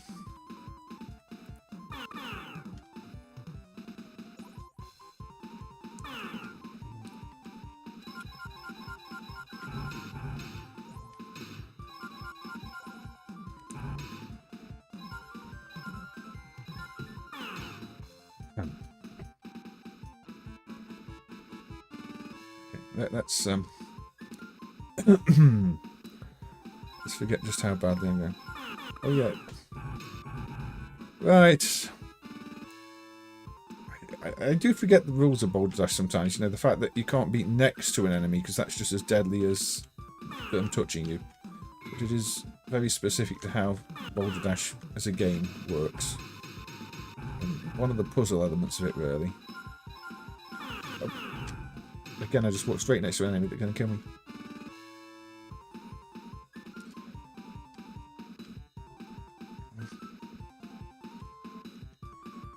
The red ones don't, though. Only the beetly ones. Which again... Okay, this is not a difficult level. You do have your dynamite too, by the way, just because it's just like Dangerous Dungeons in the sense that that is one of the sort of things it has over as your standard Boulder Dashes. You have these, this dynamite that you can use. But you do have to collect it, hence the dynamite pickups.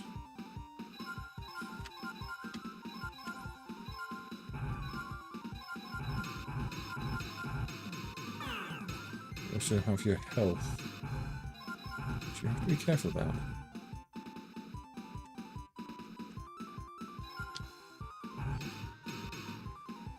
Yeah, this level does give you various opportunities to collect the gems you want. It's more about experimenting, but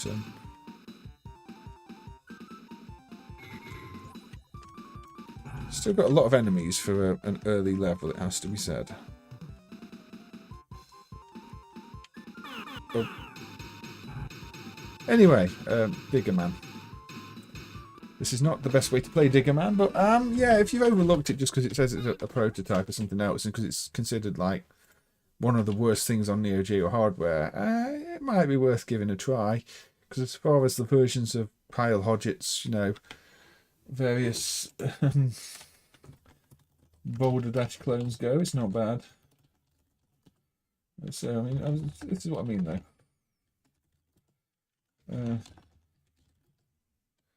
This is Dangerous Dungeons. This was Kyle's. This is 1992, so yeah, this is quite late on. But this is basically the Double Dragon conversion. Now the graphics here are a lot better, but yeah, you see, it's the same level, same first level. But you can actually tell what's a bomb. It's because it looks like a bomb, which is kind of handy. And everything's not over animated the way it is on Digger Man, but I don't know. I think there are worse things. As a Neo Geo game, yeah, it's pretty rough. You see, same first level. He was re-implemented this game on the Neo Geo. It's a bit loud, isn't it? Again, not quite the same level. Not quite the same level at this point. This is actually a much easier level, but I guess just wanted to show off how much more could be done on the 68K maybe, because the second Neo Geo level does have a lot more going on in terms of enemies moving around, which is why it's a bit chaotic, and if you're not really concentrating, very easy to die.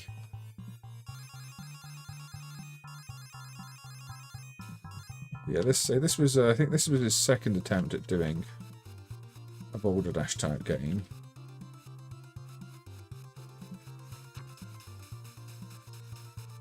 Still got a similar concept though for a second level. There's just lots of different places you can go to attempt to get your gems. So it's just, say, a bit experiment a little bit. It's just less complex than the Diggerman version.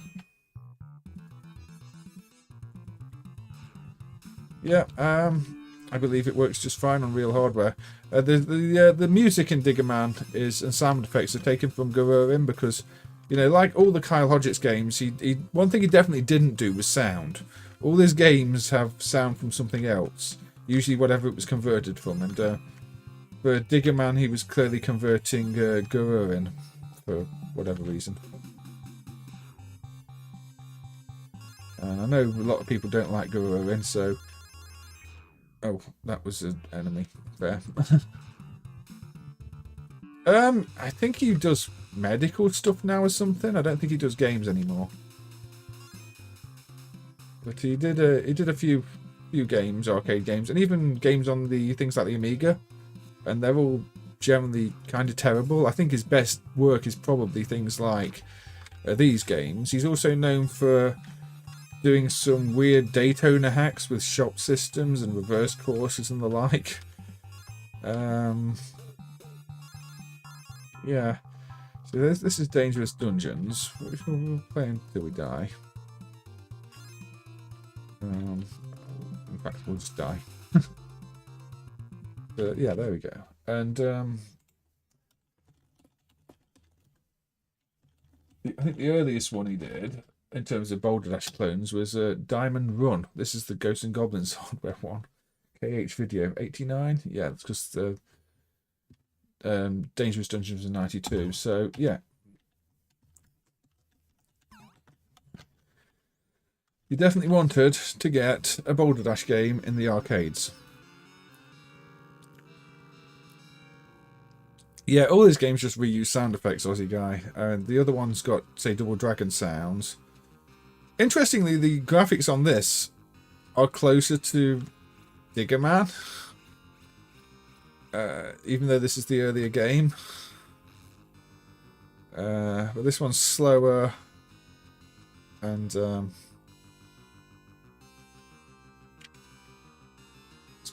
it's stickier controls. This is probably the weakest of the ones, but it's also the earliest of them, so maybe you have to forgive that. But yeah, I say it's kind of funny that that one person contributed more to getting Boulder Dash in the arcades than anybody else, and you know, none of them are official Boulder Dash versions. I think this green stuff grows if you leave it as well, which is annoying. It's just meant to mess you up.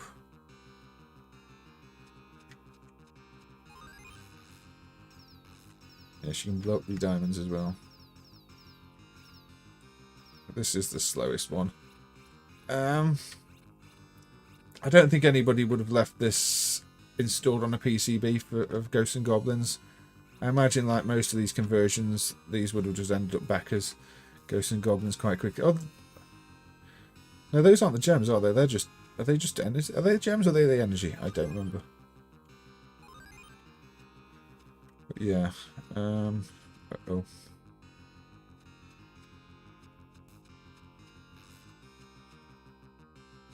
The door's open now. There we go. So that looks okay. Made Kayak. That one's undumped.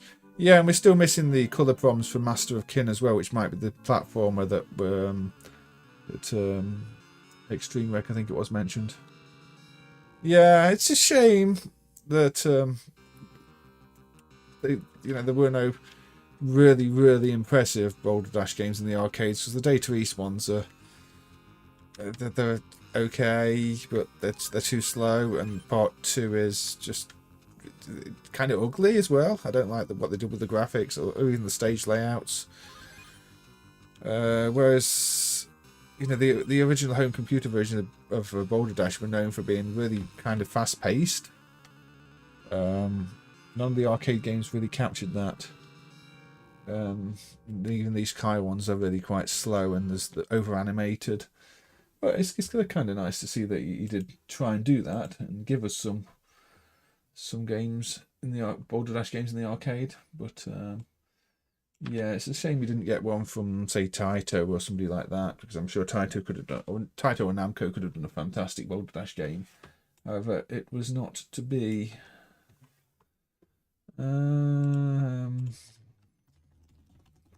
Let's play a golf game that's not Neo Turf Masters. I'm sure everybody wants to see some Birdie Try. I mean, Rockford was meant to have an arcade game on Arcadia based on the Amiga version, or the Amiga version was based on that, but that's never been found, and given that it's an Arcadia game, it's probably terrible anyway. I don't think there's anything good made for Arcadia. They're just like almost prototype versions of the Amiga games. Well, to say, they're not prototypes, but earlier versions of the Amiga games, because they came out on Arcadia first and then were improved for the Amiga release, and Rockford on the Amiga is still okay. Not much more. So, Birdie Try, a Data East golf game. But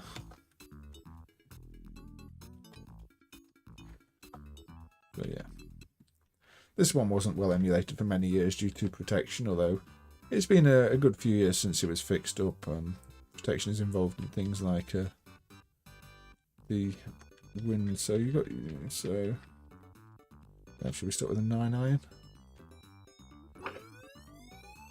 So the wind direction wasn't getting applied properly and things like that before the protection was emulated. Doesn't really give you any idea of what distances you're going to hit it, so you have to work that out yourself. It's not like, say, the newer ones, which will tell you how far each club goes as obvious in such obvious ways, or give you a good idea of the green. It gives you some idea of the run of the green down there, but it's not as precise, and so you've no idea how hard that's actually going to be. Birdie's okay. Thank you, David Collins, for the birthday message there. Good to see you. Hope you're doing well.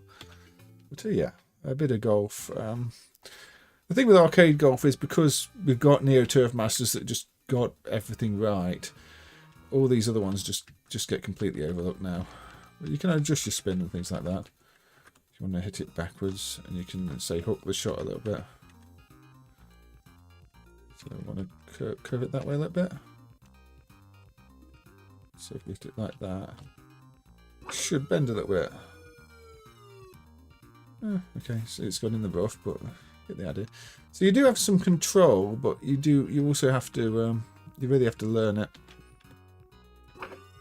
And it's obviously not got the flair, and that was OB was very close to the course there. That did not look like it should be OB, but clearly it doesn't want you to get straying far at all.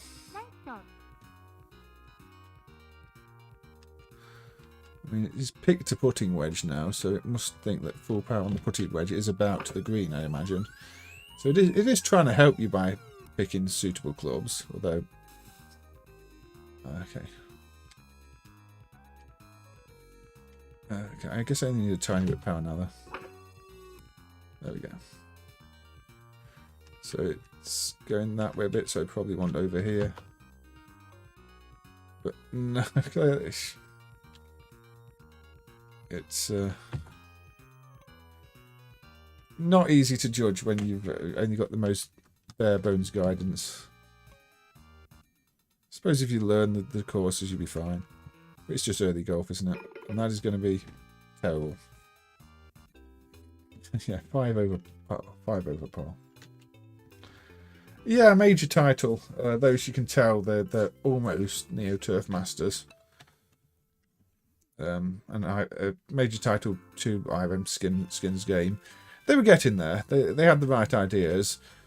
I mean, this doesn't feel too bad. It's nice and fast and responsive. It just could do with a bit more to guide you. At least it's not trying to do the silly 3D views with hardware that's not fast enough. Because you put something like a Crown's Golf on, it's just so slow. It's not fun. Even the earlier Golden Tee games, it's just like you don't want the 3D view when the hardware is going to take that long to draw it. Uh-oh, this is going in the water, isn't it? Yep.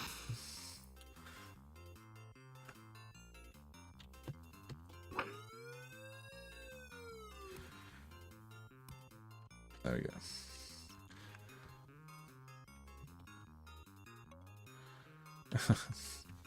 So it's almost like you should just be ignoring the arrow. But a double bogey, oh well. Yeah, he's crying. I'm not doing too well. Yeah, I say as far as golf games go, I don't think this is a dreadful one. It just, well, here's a tree clearly. I think this is where I'm using the oh dear, I pressed the wrong button. I've got to take a shot there. I didn't really want to take. Oh, bunker's better than water.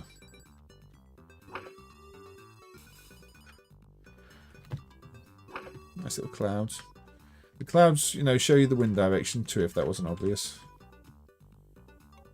So you don't have to look at the little marker because the clouds are travelling with the wind. And yeah, games that are made with the hardware in mind, Extreme Rec, are always a good idea. If you're programming something knowing the limitations of the hardware, or programming something specifically to work with the features the hardware has rather than against it, you're always going to come up with better games. I mean, it's fairly standard. It's why if you program for a console, you're going to get better games if you design games that work with the time-lapse system, as opposed to trying to do now a 3D rendered game like Hard Driving on the Mega Drive or SNES. The hardware was never designed to work with frame buffers, so you're having to jump through extra hoops. So you know, designing things that work with the hardware you have is it makes sense. Anyway, where should we go from there? Cross that one off the list. What time are we on? We're actually over 2 hours, so I will call the next game last game, I think. What shall I make it? Can we just do that one? Not played this one in ages. I can't remember how to play it. Bit of STV Saturn. Yeah, Steel Talons on the Mega Drive is terrible. It did hit the tree. I don't like hitting the trees. Lock and Chase. That's one of the fun ones where the Japanese version, the cassette, is more like Pac-Man. But at the moment I put an STV game on because I didn't see that message until afterwards. But Lock and Chase, I'm assuming it's the standard version of Lock and Chase on the board, and that there aren't any versions of the weird cassette version on ROM hardware.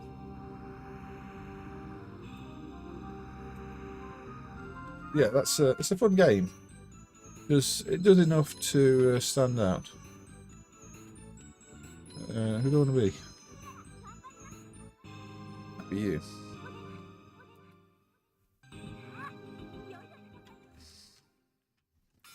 So, isometric con.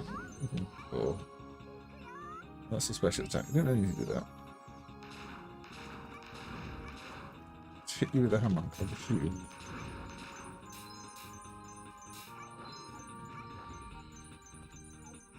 So yeah, some Saturn, well, STV hardware goodness, I don't know.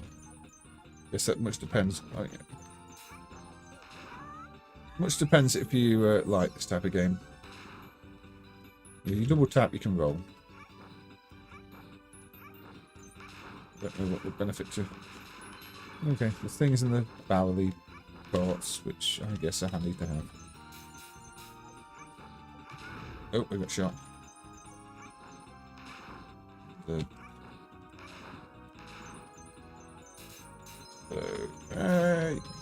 You can just about tell this is a Saturn hardware game with the sprite scaling and the like. Potentially have done it on a weaker piece of hardware.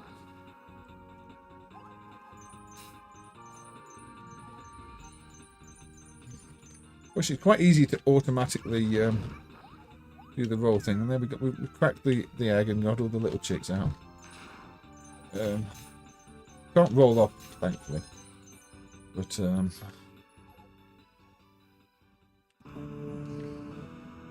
$40 is pretty good going for a Lock and Chase Aussie guy. I thought by now that would be far more expensive. It gives me some advice, but it's in Japanese. But, oh. think I'll just discover these around the edge first.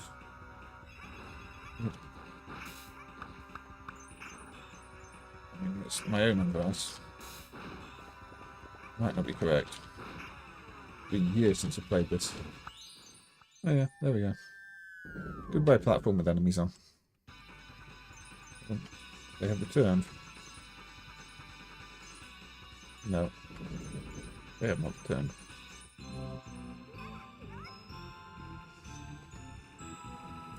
Yeah, $40 is... Well, I mean, $40 is good for any arcade PC at this point. Option grow up. Trainable.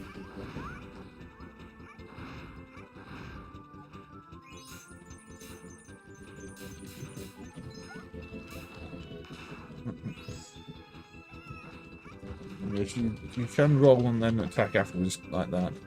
I don't think it's more powerful, but probably is. Feels like it should be anyway. Oh, get bombs. I'm going to assume you get invulnerability frames when you roll if it's like every other game.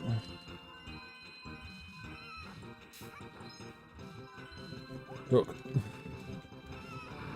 No cows. We've not had any cows today, have we?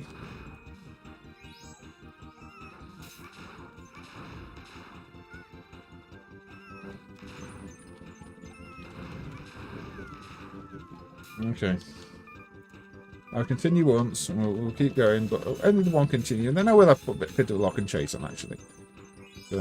I did initially miss Aussie Guy's request. Take it a little over the 2 hours I was planning, but I don't like enemies in my crates.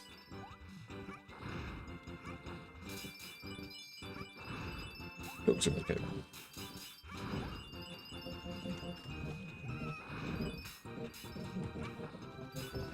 It's a big robot army.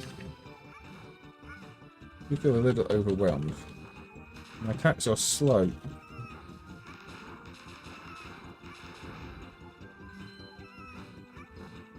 And once you commit to the hammer move, can't really get out of it.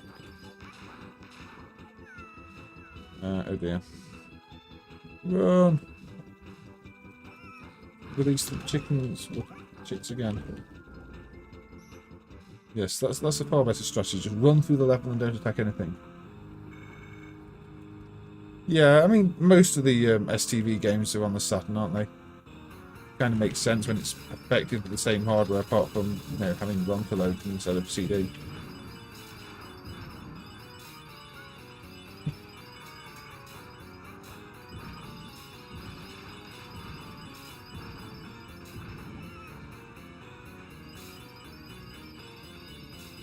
It's another one of those where you kind of wish there was a directional fire lock. As soon as you let go of the fire button, the direction is... It's very hard to stay in a diagonal direction when you let go. You have to let go of both at exactly the same time. Otherwise you end up facing up, down, left or right. And it's like, if you don't let go of the directions both exactly together. Those are a little annoying.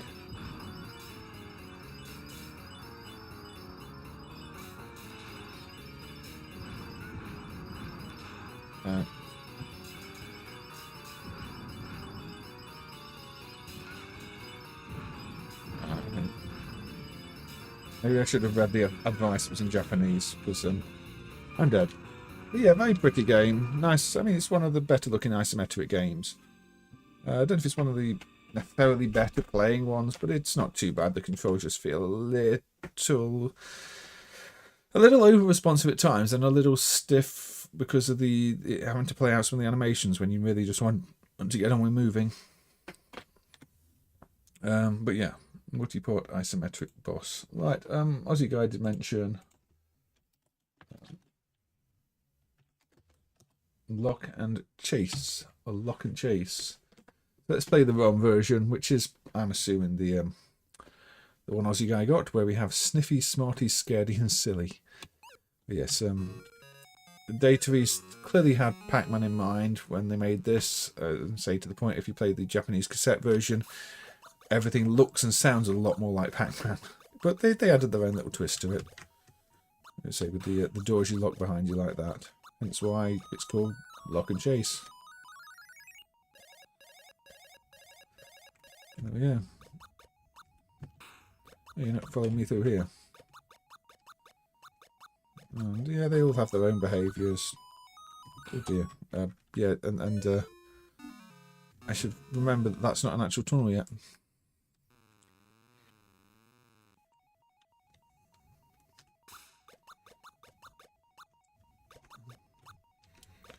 But even things like the bonus items appearing in the middle, it's you do wonder how much of Pac-Man they studied to make this, especially with how close the sound effects are in the older versions of the game.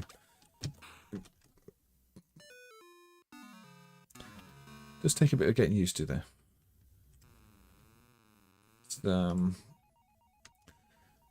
the same hardware, but I do wonder if there are going to be more than a few similarities in the code. You know, patterns that have been copied for the way things work. I don't know. No, there's certain areas you can't lock them in. I mean, the maze is a bit different in this version as well compared to the I'll put the Japanese cassette version on in a bit too after this credit. Although this credit's not going to last very long to play like this.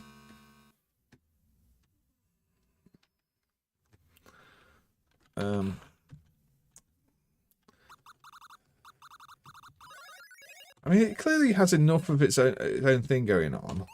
Let's just give it one more credit.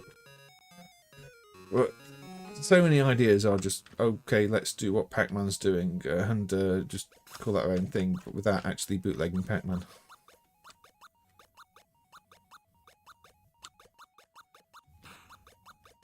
That wasn't quite what I wanted to do.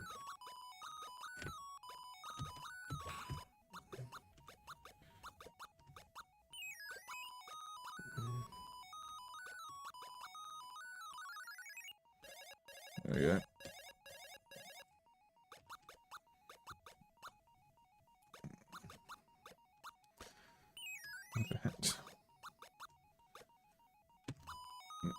I sometimes forget which door it's going to lock, but it's the last one you've been through, isn't it? That is lockable. Yeah. Quarter arcade unit. Yeah. Has it had any modern re-releases? Don't know. Who owns this one right now? You're very slow though. Anyway, I'm not very good at this, as you can tell.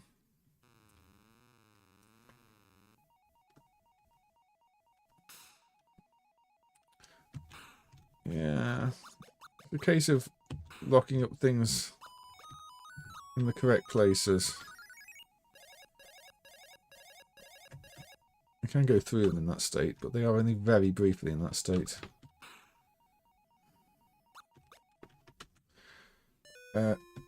That wasn't great. Right. But yeah, it gets faster. Let's say that's the version most people know. But as I always say,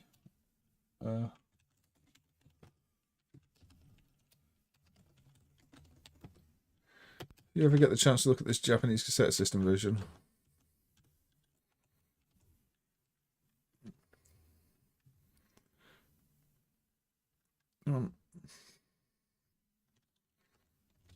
Finish loading.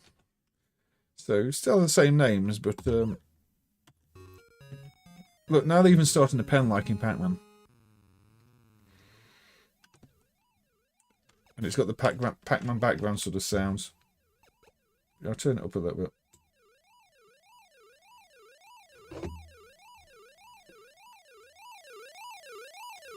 So yeah, for some reason the sound is super quiet on this computer.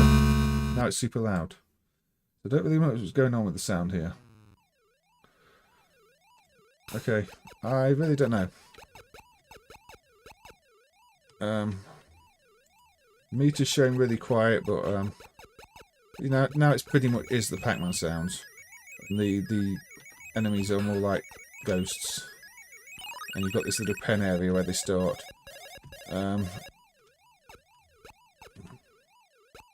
Yeah, now you can tell it's far too much like Pac-Man.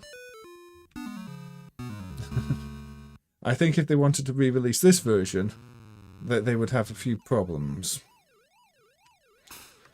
It just looks and sounds far too like Pac-Man.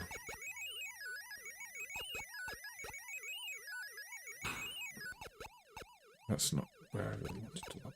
Or is it?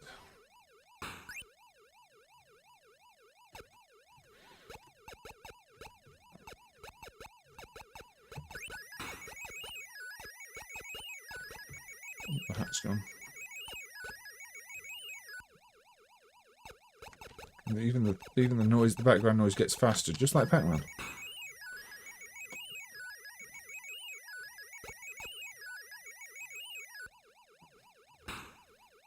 Yeah, look them out there.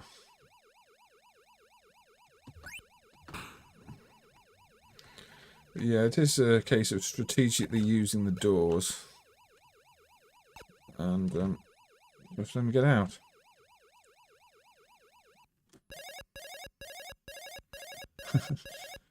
Lock and Chase Championship Edition DX. Yeah, somebody could do something nice with this. I'm sure they could. But yeah, this is just now very, very Pac-Man.